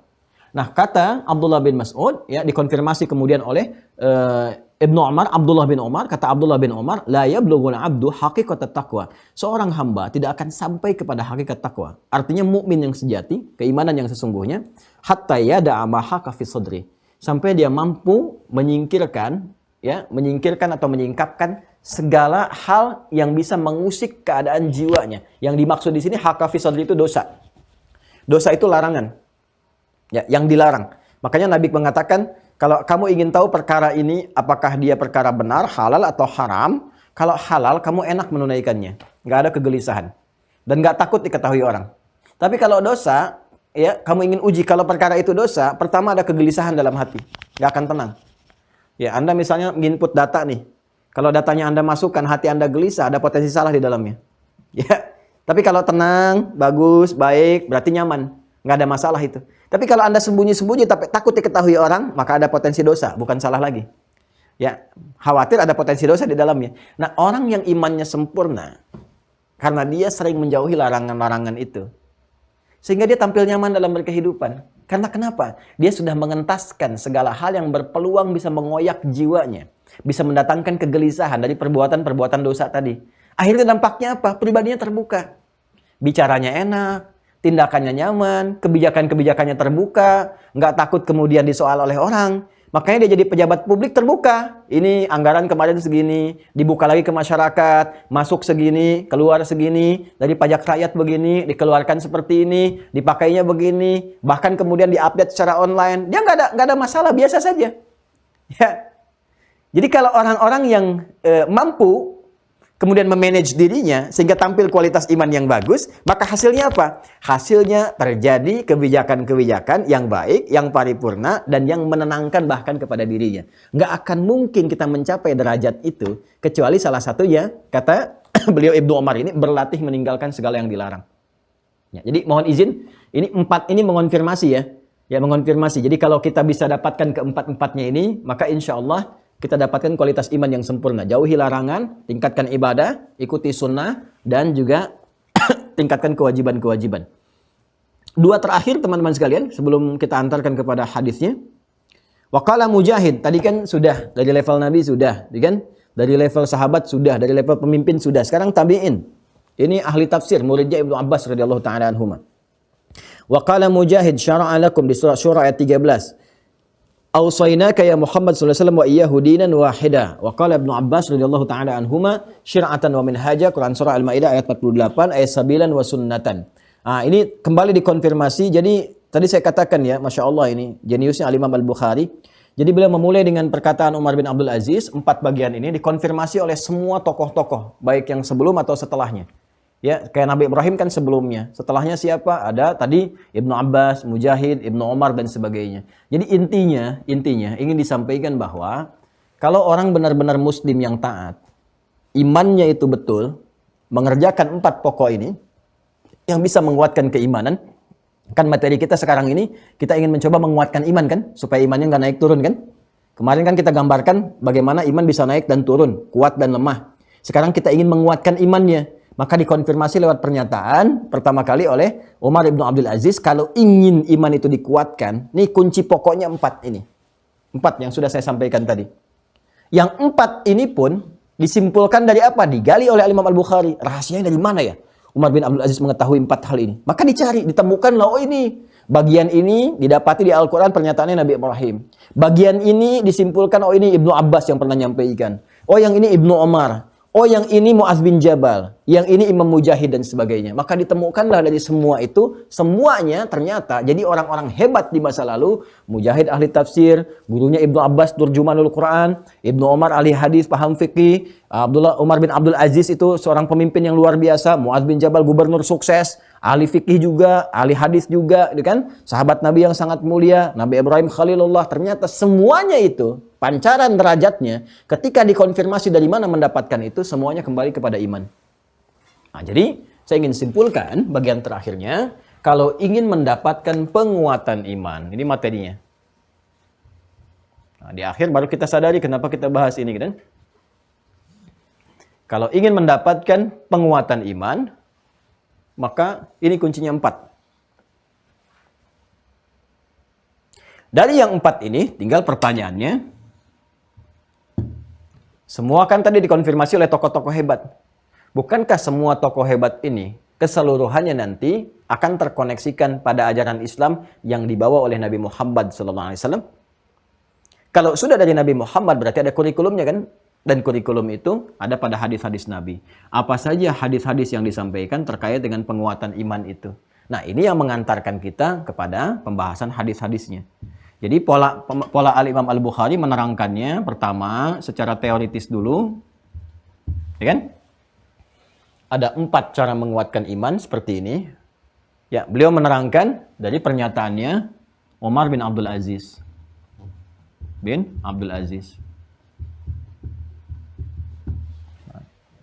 Cara menguatkan iman, kalau diambil dengan bahasa kita ya, ngaji kitab ya resikonya begini gitu. Kadang-kadang saya udah mencoba memahami kitabnya, menampilkan dengan bahasa yang paling enak dipahami. Tapi kan ada sebagian orang yang pengen untuk ngaji, untuk melihat secara langsung. Jadi kita harus mendalami ya seperti ini, kita mencoba dalami, bahas dan sebagainya, baru kita dapatkan kesimpulan. Jadi bersabar ya. Secara teoritis, kalau ingin menguatkan iman, maka dikonfirmasi pertama, kita lihat kata Imam Al-Bukhari, menurut Umar bin Abdul Aziz, orang hebat di zamannya yang mewarisi kurikulum Nabi, dipraktikkan dalam pemerintahan yang sangat sukses, kunci penguatan iman itu ada 4. Ya, menjaga kewajiban-kewajiban, meningkatkan ibadah dengan sempurna, karena itu keluarkan ya aspeknya. Kemudian meninggalkan segala yang dilarang, 3. Kemudian ini mengikuti apa yang dipedomani dari sunnah Nabi. 4 ini saja. Tingkatkan kewajiban, jaga kewajiban, tingkatkan ibadah, jauhi larangan, pedomani sunnah Nabi. 4 ini saja. Kalau 4 ini dikerjakan dengan baik, maka terdapat penguatan iman. Jelas. Lalu diteliti oleh Al-Imam Al-Bukhari, dikonfirmasi. Ya, dari mana ini didapatkan 4 hal ini? Kan siapa saja yang pernah mempraktikkan ini? Maka beliau berikan contoh konfirmasi-konfirmasi penguatan iman itu dari mulainya dialognya Nabi Ibrahim alaihissalam yang nanti melahirkan hikmah penguatan akidah dulu. Jenius sekali. Sebelum kepada sikap, akidah dulu. Supaya diri ini betul-betul yakin bahwa semua harus terkoneksikan kepada Allah. Kan harus menantap dalam jiwa. Ya, untuk mengoneksikan diri kepada Allah harus menepikan yang lain yang dipertuhankan dulu. Maka kisah viral pertama yang beliau kutip kisah Nabi Ibrahim. Nanti untuk membantah dalam argumentasi kalau ada yang menuhankan yang lain-lain. Salah satu contohnya karena memang misalnya ini dipertuhankan karena punya keistimewaan seperti ini. Ini punya keistimewaan begini. Maka diturunkan langsung karena kisah Nabi Ibrahim kan viral. Berhadapan dengan patung didialogkan. Kenapa patung tidak bisa jadi Tuhan, kan? Ya, kemudian berhadapan dengan yang dipertuhankan dari kalangan manusia kan ada. Lalu didialogkan, kenapa ini nggak bisa jadi Tuhan? Dan itu akumulasi nanti di era Nabi Muhammad SAW lewat Al-Quran. Diturunkan dalil-dalilnya secara rasional yang pernah kita bahas. Silahkan direview di video-video yang lalu. Ya, secara logika bagaimana, kemudian secara nas seperti apa, dikomparasikan bagaimana sehingga menemukan Tuhan yang hak. Sehingga ini ditampilkan pertama kali kisah Nabi Ibrahim untuk menancapkan keyakinan kebertuhanan dulu dalam jiwa kita. Setelah itu baru kemudian amanat dari Mu'adz bin Jabal. Mu'adz bin Jabal. Ya, bahwa kalau iman ini sudah terakumulasi, sudah kuat, dibawa kemanapun, hasilnya akan sempurna. Sepanjang, kesini lagi, sepanjang konektivitas kita dengan Allah itu kuat, dilatih dengan 4 ini, dibawa kemanapun, bisa sempurna. Idris bina nu'min sa'ah. Ya. Kemudian diteruskan lagi kepada pernyataannya Ibnu Umar, Ibnu Mas'ud, 2 sahabat utama. Ya, bahkan dalam konteks mohon maaf sekali, bacaan Quran pun, ibadah pun itu bisa sempurna, bisa khusyuk, bisa enak, bisa nikmat, kembali aspeknya ke iman ini. Ya, kalau imannya sempurna, hubungan dengan Allah baik, maka bisa dinikmati. Bacaan Quran jadi enak, malaikat ikut menyimak, ya. Kemudian terasakan kenikmatan kebaikannya. Ibnu Mas'ud pun sang ahli Quran ketika ditanya, tetap jawabannya tuh kembali kepada iman yang paripurna. Al-yaqinu al-imanu kulluhu. Kan? Kemudian Ibnu Umar mengatakan, nggak akan mungkin kita sampai kepada hakikat iman yang bagus, mengonfirmasi ini lagi, kecuali bisa meninggalkan larangan-larangan Allah. Tadi yang saya katakan di awal, yang saya konfirmasikan. Kalau Anda ingin mendapatkan kualitas iman yang bagus, perilaku yang baik, coba berlatih dalam sepekan, tinggalkan segala yang dilarang. Apapun itu sesuai dengan profesi kita. Ya, akhirnya dikonfirmasikan oleh Imam Mujahid, seorang tabi'in, muridnya Ibnu Abbas. Ibnu Abbas yang disebutkan di bagian akhir, untuk mengonfirmasi jalur sanad dari keilmuan, bahwa ini semua 4 perangkat ini seperti digali di sini menunjukkan hakikat kebenaran Islam sebagai dinun wahid. Islam. Orang yang memeluk Islam disebut Muslim. Apa kesimpulannya? Kalau kita baca secara detail, kalau orang benar-benar Muslim yang baik, imannya dikuatkan, maka dibawa kemanapun dalam beraktivitas, pasti akan melahirkan pancaran-pancaran kebaikan. Itu maksudnya. Saya ulang ya. Kenapa ditutup dengan kalimat dinun wahid, dengan syariat Islam, ingin memberikan kesan bahwa, hey, seharusnya orang Islam itu menguatkan imannya. Sebagai pokok yang pertama dari Islam, syahadat. Syahadat dikuatkan. Kalau dia mampu menguatkan dengan 4 pokok ini, dibawa kemanapun pasti dia orang hebat. Jadi pemimpin hebat, jadi gubernur hebat, jadi tokoh agama hebat, Itu kan? Jadi macam-macam juga hebat dan pada akhirnya sempurna nilai kebaikannya dan mendapatkan ridha Allah sesuai dengan kapasitas-kapasitasnya masing-masing. Ini poinnya. Nah, sekarang pertanyaannya, bagaimana kurikulum meningkatkan ini semua? Yang tersambung keseluruhannya pada kurikulum pengajaran Nabi Muhammad SAW. Karena intinya ada di sini. Maka untuk mendapatkan ini kita harus cek pada hadis. Nah, hadis inilah yang mengonfirmasi kepada kita cara-cara penguatan iman. Sini. Ini mukaddimahnya. Sekarang baca hadisnya. Nah, inilah resikonya kalau kita mau ngaji kitab tuh kita teruskan seperti itu. Ya, kenapa baca satu dulu ya? Ya. Saya khawatirnya nanti ditanya, ngaji apa tadi sejam setengah? Mukaddimah. Baik. Al-babut tsani. Ya, yuk kita baca hadisnya satu aja. Bab du'aukum imanukum. Bab yang menerangkan tentang doa kalian itu adalah refleksi iman kalian. Ulang ya. Bab yang menerangkan doa kalian adalah refleksi iman kalian. Ya, bab tentang du'aukum imanukum. Doa kalian adalah refleksi dari keimanan kalian. Nanti saya terangkan ya, saya baca dulu. Liqaulihi azza wa jalla, masih ingat? Ya, metodologi Al-Imam Al-Bukhari pasti ayat Quran dulu kan, baru kemudian hadis. Hal ini didasarkan pada firman Allah Subhanahu wa taala, "Qul ma ya'ba'u bikum rabbi laula du'aukum." Quran surah ke-25 ayat yang terakhir, Al-Furqan. Quran surah Al-Furqan ayat 77. Ya, ini kalimat yang disampaikan oleh Nabi Muhammad SAW atas petunjuk Allah, turun wahyu, disampaikan kepada orang-orang musyrik ya. "Qul ma ya'ba'u bikum rabbi laula du'aukum." Katakanlah Muhammad SAW kepada orang-orang yang musyrik itu, pada orang-orang yang ingkar itu, Allah tidak akan pernah menerima apapun yang mereka sampaikan lewat ibadah mereka, kecuali, kan, doa hukum. Yang dimaksud di sini iman mereka. Kecuali segala hal yang dikerjakan, ibadah yang bersumber dari iman mereka. Wa ma'na doa fil lughati al-iman. Sedangkan arti dari doa secara bahasa adalah iman. Sebentar ya, saya bacakan hadis dulu, setelah itu saya terangkan.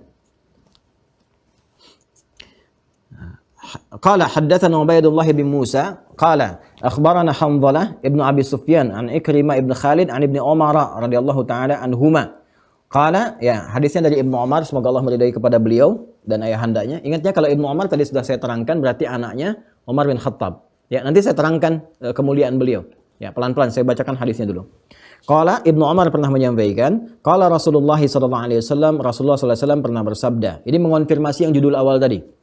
Bunyal Islamu ala khamsin. Ya, Islam itu dibangun berdasar 5 pokok, 5 pondasi. Syahadati alla ilaha illallah wa anna Muhammadar Rasulullah. Pertama adalah syahadat la ilaha illallah Muhammadar Rasulullah, wa iqamis shalah, kedua menunaikan salat, ketiga wa itaiz zakah, kemudian menyempurnakan zakat, mengeluarkan zakat, wal haji wa shaumi Ramadan, menunaikan ibadah haji, dan juga yang terakhir adalah puasa Ramadan. Kadang-kadang 4 jadi ke-5, 5 jadi ke-4. Ini urutan saja. Ya, sedangkan dalam rukun nanti ada kesesuaian. Hadis yang pertama. Saya terangkan ya dengan cepat ya.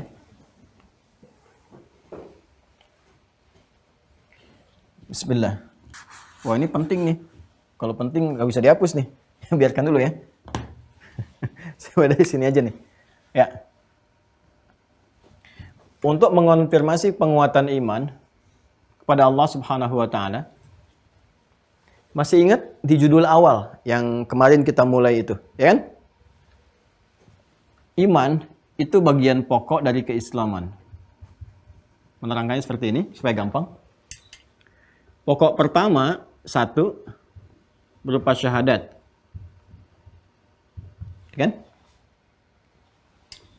Kemudian yang 4-nya nanti berupa syariat, ya, ada syariat, tertunjukkan saja seperti ini. Ini iman, ini syariat. Islam terdiri dari keimanan, kemudian amalan, ya, akidah dengan syariat. Dibuka oleh Al-Imam Al-Bukhari di Kitabul Iman dengan secara umum dulu. Ya, babu, kan, bab yang menerangkan tentang qaulun Nabi sallallahu alaihi wasallam, sabda Nabi sallallahu alaihi wasallam, bunyal Islamu ala khamsin. Islam itu dibangun di atas 5 pokok, 5 perkara, 5 pondasi yang paling pokok. Nah, yang ini kemudian dijelaskan detailnya di hadis berikutnya. Sebelum menjelaskan hadis berikutnya itu, beliau mengonfirmasi dulu dengan tadi secara teoritis. orang-orang yang berhasil membangun 5 pokok iman dalam dirinya itu, maka jadilah pribadi-pribadi yang seperti ini. Yang tadi saya terangkan. Ya, dari mulai Umar bin Abdul Aziz sampai dengan Ibnu Abbas. Ini orang-orang hebat yang melahirkan kurikulum. Sekarang kita bertanya, saya ingin menguatkan pokok keislaman itu. Ya, kemudian saya ingin tahu pokok keimanan yang paling awal untuk supaya kuat imannya itu. Bagaimana caranya? Maka kita bicara detailnya. Maka yang tadi itu yang pertama, yang di bagian hadis yang pertama, setelah diterangkan orang-orang suksesnya, didetilkan oleh Imam Al-Bukhari. Maka dijelaskan hadis dari Ibnu Umar radhiyallahu taala anhuma. Ya, an Ibnu Umar radhiyallahu taala anhuma, hadis riwayat Ibnu Umar, semoga Allah meridhai kepada beliau. Ibnu Umar itu anaknya Umar bin Khattab. Sahabat mulia, luar biasa, dan Umar pribadi jenius yang sangat visioner. Sampai ada bahkan selevel orang liberal pun namanya Thaha Hussein yang ada di Mesir itu menulis buku kejeniusan Umar, namanya Abqariyatu Umar. Umar itu jeniusnya luar biasa lah, yang menginisiasi, mengusulkan kepada Abu Bakar agar Al-Quran itu dikodifikasikan dalam bentuk mushaf juga ya. Ilham yang Allah berikan supaya disampaikan. Ya, dari situ kemudian kita dapatkan mushaf seperti sekarang. Yang nanti di masa Utsman bin Affan, ya, dikopi, digandakan, disebarkan ke kota-kota muslim besar sampai sekarang. Sehingga kita kenal dengan nama mushaf Utsmani. Ya, ini semua terhubung, nggak ada bedanya. Mushaf Utsmani itu penggandaan, pengopian, penggandaan, penulisan lagi karena belum ada mesin fotokopi, ditulis, digandakan dari eranya yang Abu Bakar As-Siddiq. Abu Bakar As-Siddiq itu atas usulan Umar bin Khattab, diusulkan. Yang membaca, Umar itu membaca, karena di masa Nabi itu ketika wahyu turun, Nabi kan nggak baca dan tulis. Cuma Nabi meminta sebagian sahabat yang pandai baca dan tulis mengonfirmasi. Ya, jadi begitu turun, Nabi bacakan, ada yang tulis di pelepah kurma, di batu-batu dan sebagainya. Tapi nggak ada terkodifikasi begini.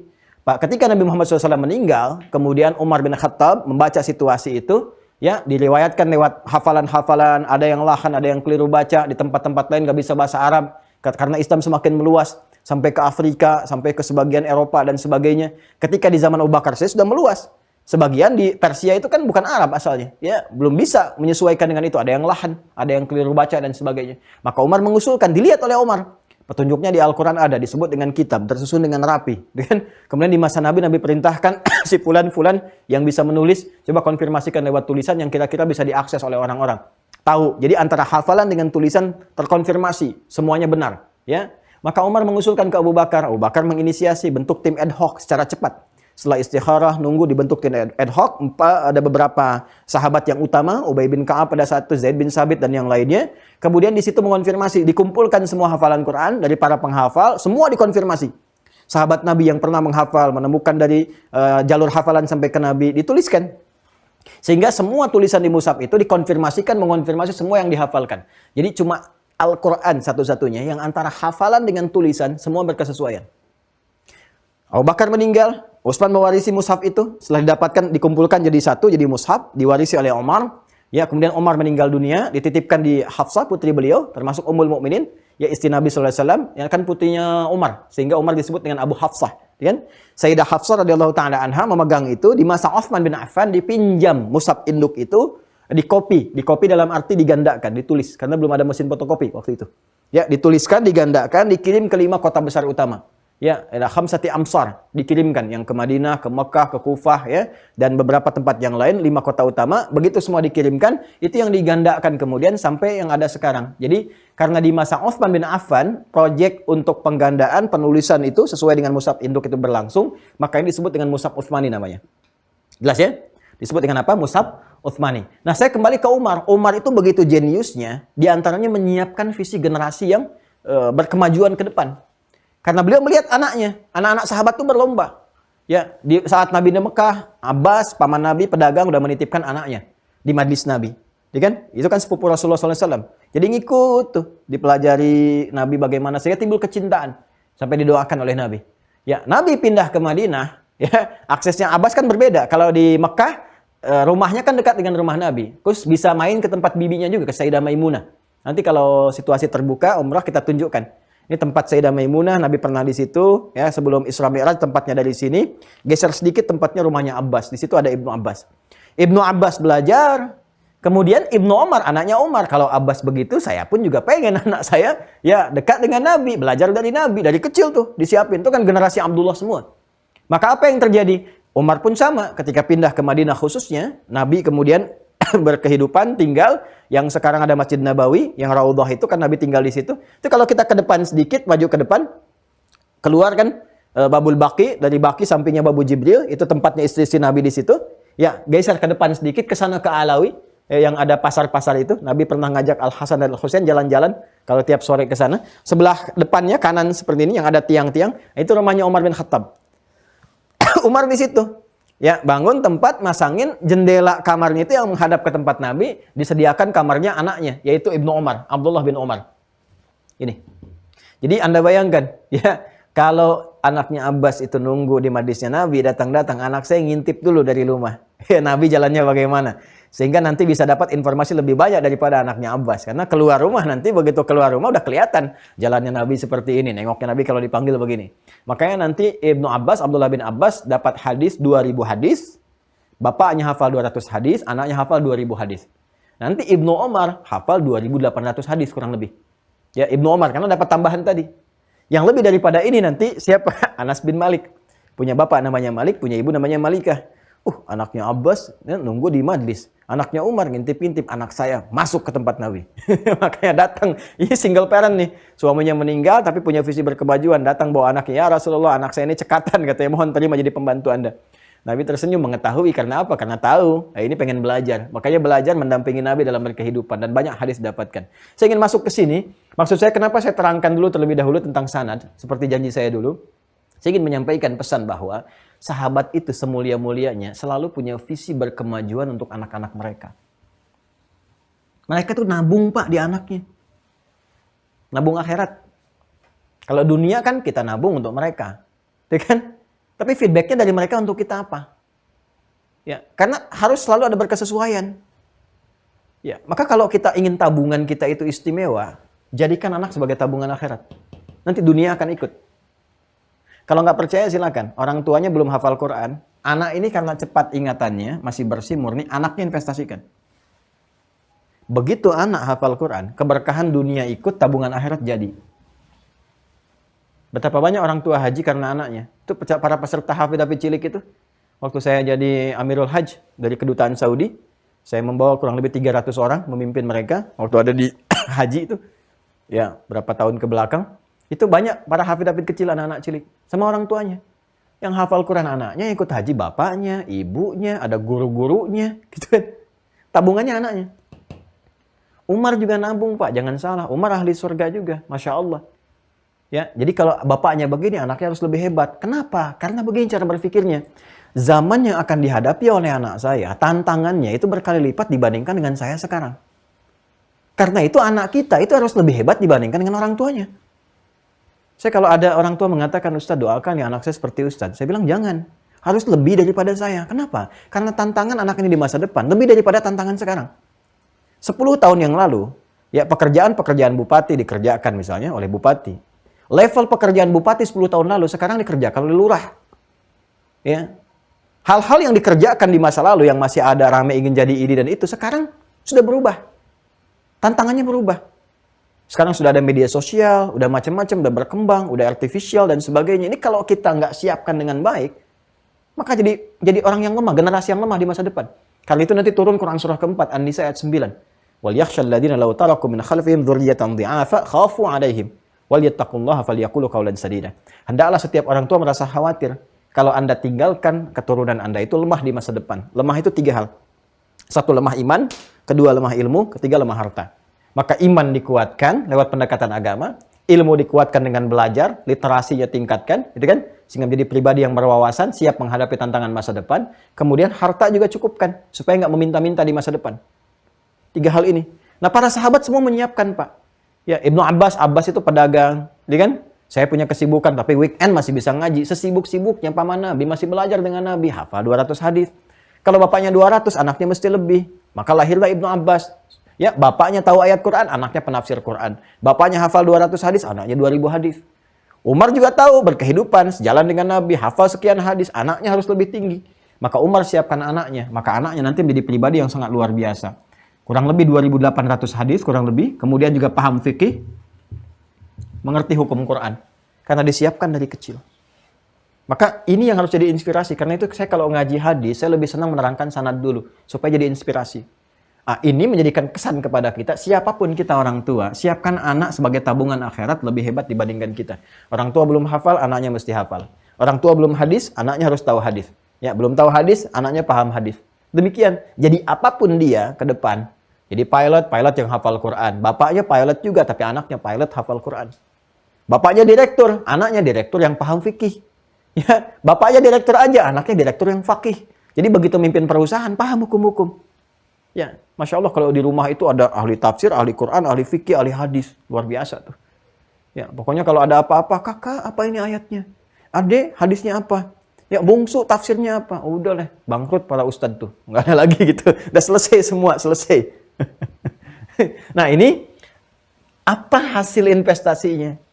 Setiap hadis yang diriwayatkan oleh anak ini, Abdullah namanya, Abdullah, maka secara otomatis akan melahirkan pahala pada bapaknya, Umar. Setiap satu hadis dibaca, dipahami, digali, langsung transfer pahala pada Umar. Umar enak banget ya, udah dijamin masuk surga, meninggalnya di samping Nabi, hidup sama Nabi, meninggal samping Nabi, di akhirat bersama Nabi, di alam kubur pun masih dapat transferan pahala dari anaknya. Ya, ini visinya. Makanya para ulama hadis memberikan kesan kepada kita ketika menyebutkan urutan sanad. Sanad itu periwayat hadisnya. Enggak disebutkan nama anaknya, tapi disebutkan bapaknya. Selalu disingkat dengan Ibnu. Coba deh kalau Anda baca hadis. Ibnu Umar, Ibnu Abbas, Ibnu Amr Ibnu As. Apa rahasianya ketika disebutkan dengan menggunakan bapaknya dan anak cuma disebut anak. Anaknya Umar, anaknya Abbas, anaknya Amr bin As. Dan selalu doanya pun beda. Bukan radhiyallahu ta'ala anhuma. Ya, coba Anda bayangkan. Apa maksudnya? Maksudnya, kalau orang tua menginvestasikan anaknya pada kepentingan akhirat, maka setiap apapun yang dikerjakan oleh anaknya, orang tuanya dapat. Oh, ini dapat banyak ini. Sudah kita doakan, radhiyallahu ta'ala anhuma, Allah meridhoi keduanya. Ridho, Allah dapat. Hadis satu dibahas, bapaknya dapat bagian pahalanya. Sekarang aja yang ngaji online sekarang, berapa ribu yang tersambung sekarang? Coba bayangkan, satu hadis, ya, dilihat oleh 40.000 orang misalnya. Maka dari 40.000 itu mengalir pahala untuk ini. Maka saya sering katakan pada Bapak Ibu sekalian, coba investasi deh. Minimal Fatihah anak itu dari orang tuanya. Jadi setiap dia sholat, dapat pahala untuk orang tua. Nanti anak ngajarin lagi kepada anaknya, dapat lagi terus begitu. Apalagi kalau anak hafal Quran. Dia ngajarkan kepada yang lain, orang tuanya dapat setiap hurufnya 10 kebaikan. Karena persoalannya persoalan iman, kelihatannya di akhirat. Karena bekal Quran itu bekal akhirat. Tapi pedoman berkehidupan di dunia. Berkahnya dapat di dunia, pahalanya di akhirat. Jadi kalau ingin dapat pahala dari bacaan Quran, jangan berharap di dunia. Nanti di akhirat baru dapatkan. Ya, dan itu nanti ada pembuktian. Jelas ya? Jadi kalau ada yang menyoal Anda, akhirat kan belum terbukti. Bagaimana kalau di akhirat nanti nggak terbukti semua apa yang Anda katakan itu? Ya, Anda jawab aja, saya tidak lebih rugi daripada Anda yang mendapati kehidupan akhirat itu ternyata nyata dan terbukti. Paham ya? Paham atau pusing? Jadi kalau ada orang ateis atau siapa mengatakan kepada Anda, gimana kalau di akhirat nanti nggak terbukti hasil dari sholat Anda, hasil dari puasa Anda, hasil dari ngaji Anda? Gimana kalau nggak terbukti, surganya nggak ada dan sebagainya? Sampaikan, saya tidak lebih rugi dibandingkan dari Anda yang mendapati akhirat itu ternyata terbukti nyatanya. Jelas ya? Karena itu kita yakin. Nah, apa hadis yang dibahas ini? Yang akan melahirkan pahala bagi anak dan bapak ini, mengonfirmasi judul pembuka di Kitabul Iman, kitab yang kedua. Ya, apa konfirmasinya? Di sini disampaikan qaulun Nabi sallallahu alaihi wasallam, sabda Nabi sallallahu alaihi wasallam, bunyal Islamu ala khamsin. Islam dibangun di atas 5 pokok. Apa yang 5 ini? Maka dikonfirmasi lewat hadis ini. Qala Ibnu Umar radhiyallahu taala anhuma, dari Ibnu Umar semoga Allah meridai kepada beliau menyampaikan qala Rasulullah sallallahu alaihi wasallam, ya Rasulullah sallallahu alaihi wasallam bersabda, bunyal Islamu ala khamsin. Islam itu dibangun atas 5 pokok. Syahadati alla ilaha illallah wa anna Muhammadar Rasulullah. Pertama adalah pokok iman ini. Ya, syahadatain. Jadi kalau mau kokoh keislamannya sebagai seorang muslim, maka kuatkan imannya. 1, pondasi 1. Wa iqamis shalah, kemudian syariat, salat. Wa itaiz zakat. Ya. Kemudian haji dan shaum Ramadan. Ya, haji dan puasa Ramadan. Nanti di riwayat lain, Ramadan nomor 4, puasa nomor 4, haji nomor 5. Nanti ada hikmah. Kenapa ini urutannya seperti ini? Ada hikmahnya. Ya. Nah, singkatnya, nanti ini kita pelajari di fikih. Singkatnya, Ibnu Umar mengonfirmasi pondasi keislaman yang disampaikan oleh Nabi itu ada 5. Ini pondasi, saya ilustrasikan begini. Pondasi. Kalau pondasi, seperti saya terangkan kemarin, berarti ini kan akar sesuatu untuk membuat bangunan di atasnya. Tiang-tiang, gitu kan? Dan ada bangunan, temboknya, atapnya, sampai gentengnya, dan sebagainya, sehingga tumbuh bangunan yang indah. Nah, bangunan ini disebut dengan bangunan Islam. Nanti ada gentengnya, catnya, dan sebagainya. Tampilan yang kelihatan dari luar disebut dengan akhlak. Ya, tiang-tiangnya disebut dengan ibadah. Tiang kokoh bangunannya disebut dengan ibadah. Makanya tiangnya nanti ada sholat. As-sholatu imaduddin. Ya, tembok-temboknya nanti ada zakat. Atap-atapnya nanti ada puasa Ramadan. Kelengkapannya ada haji. Tampilannya disebut dengan akhlak. Tapi semua bangunan ini tidak akan pernah kokoh kecuali ada pondasinya. Yang paling pokok yaitu pondasi iman. Pondasi syahadat. Jadi sebelum menerangkan tentang penguatan iman ini, Rasulullah ingin mengonfirmasikan kepada kita, orang Islam yang baik, maka bangunan pokok keislamannya itu mesti kokoh, mesti baik. Kuatkan imannya, tingkatkan syariatnya, kewajibannya, ikuti cara mengerjakannya lewat tuntunan sunnah. Hadis ke sini. Tarik. Nah sekarang kalau kita bertanya, ya Rasulullah, bangunan ini tidak mungkin kuat kecuali pondasinya kuat. Pondasi itu pondasi iman. Syahadat, syahadu an la ilaha illallah, syahadu anna Muhammadar Rasulullah. Bolehkah diberikan kepada kami informasi bagaimana cara menguatkan iman ini? Yang sebelumnya kisi-kisinya Al-Imam Al-Bukhari sudah dibocorkan. Nih 4 ini. Lewat pernyataan Umar ibn Abdul Aziz. Ya kan? Boleh nggak disampaikan rinciannya kepada kami? Apa saja perkara-perkaranya? Apa saja kurikulumnya? Kurikulum penguatan iman.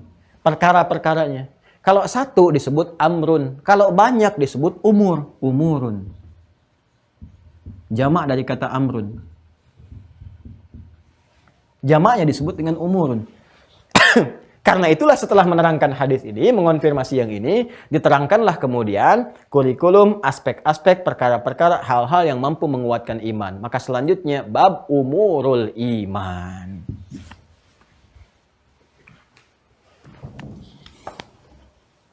Ya. Tsalitsan, bab umuril iman. Pembahasan selanjutnya adalah kurikulum keimanan. Perkara-perkara, hal-hal yang mampu menguatkan iman. Baik. Jadi, ya ini pelan-pelan saya hanya mengonfirmasi apa yang kita pelajari ya dari guru-guru kita dan sebagainya supaya nyambung. Jadi kalau cuma baca kita 1 hadis, 2, 3 ya selesai, bisa singkat sebetulnya 15 menit selesai gitu. Tapi kita kalau koneksikan ke sini, arahnya ke sini, gabungannya ke sini, insya Allah dapatnya lebih banyak ya. Walaupun mungkin agak akan ada alur yang lompat, balik gitu kan, masuk lagi karena memang ini cukup menarik ya, cukup menarik. Kita disampaikan dulu kepada teori dasar, contoh-contoh orang sukses seperti apa, kemudian ke penguatan, konfirmasi hadis dengan hadis, ya ayat dengan ayat, baru masuk kepada pokok-pokoknya. Jadi yang selanjutnya insya Allah kita dapatkan di pertemuan yang selanjutnya, kurikulum penguatan iman. Terima kasih atas perhatiannya. Semoga Allah senantiasa merahmati kita, memuliakan kita, dan memberikan pemahaman yang baik pada kita untuk mengamalkan apa yang telah kita pelajari. Allahumma taqabbal minna innaka antas sami'un alim wa tub 'alaina innaka antat tawwabur rahim. Allahumma rabbana atina fid dunya hasanah wa fil akhirati hasanah wa qina adzabannar. Allahumma faqqihna fid din wa 'allimna at-ta'wil. Rabbana atina fid dunya hasanah wa fil akhirati hasanah wa qina adzabannar. Wa sallallahu ala sayyidina Muhammad wa ala alihi wa sahbihi ajma'in. Wa akhiru da'wana subhanakallahumma wa bihamdika nashhadu an la ilaha illa anta nastaghfiruka wa natubu ilaik. Walhamdulillahi rabbil alamin. Assalamualaikum warahmatullahi wabarakatuh.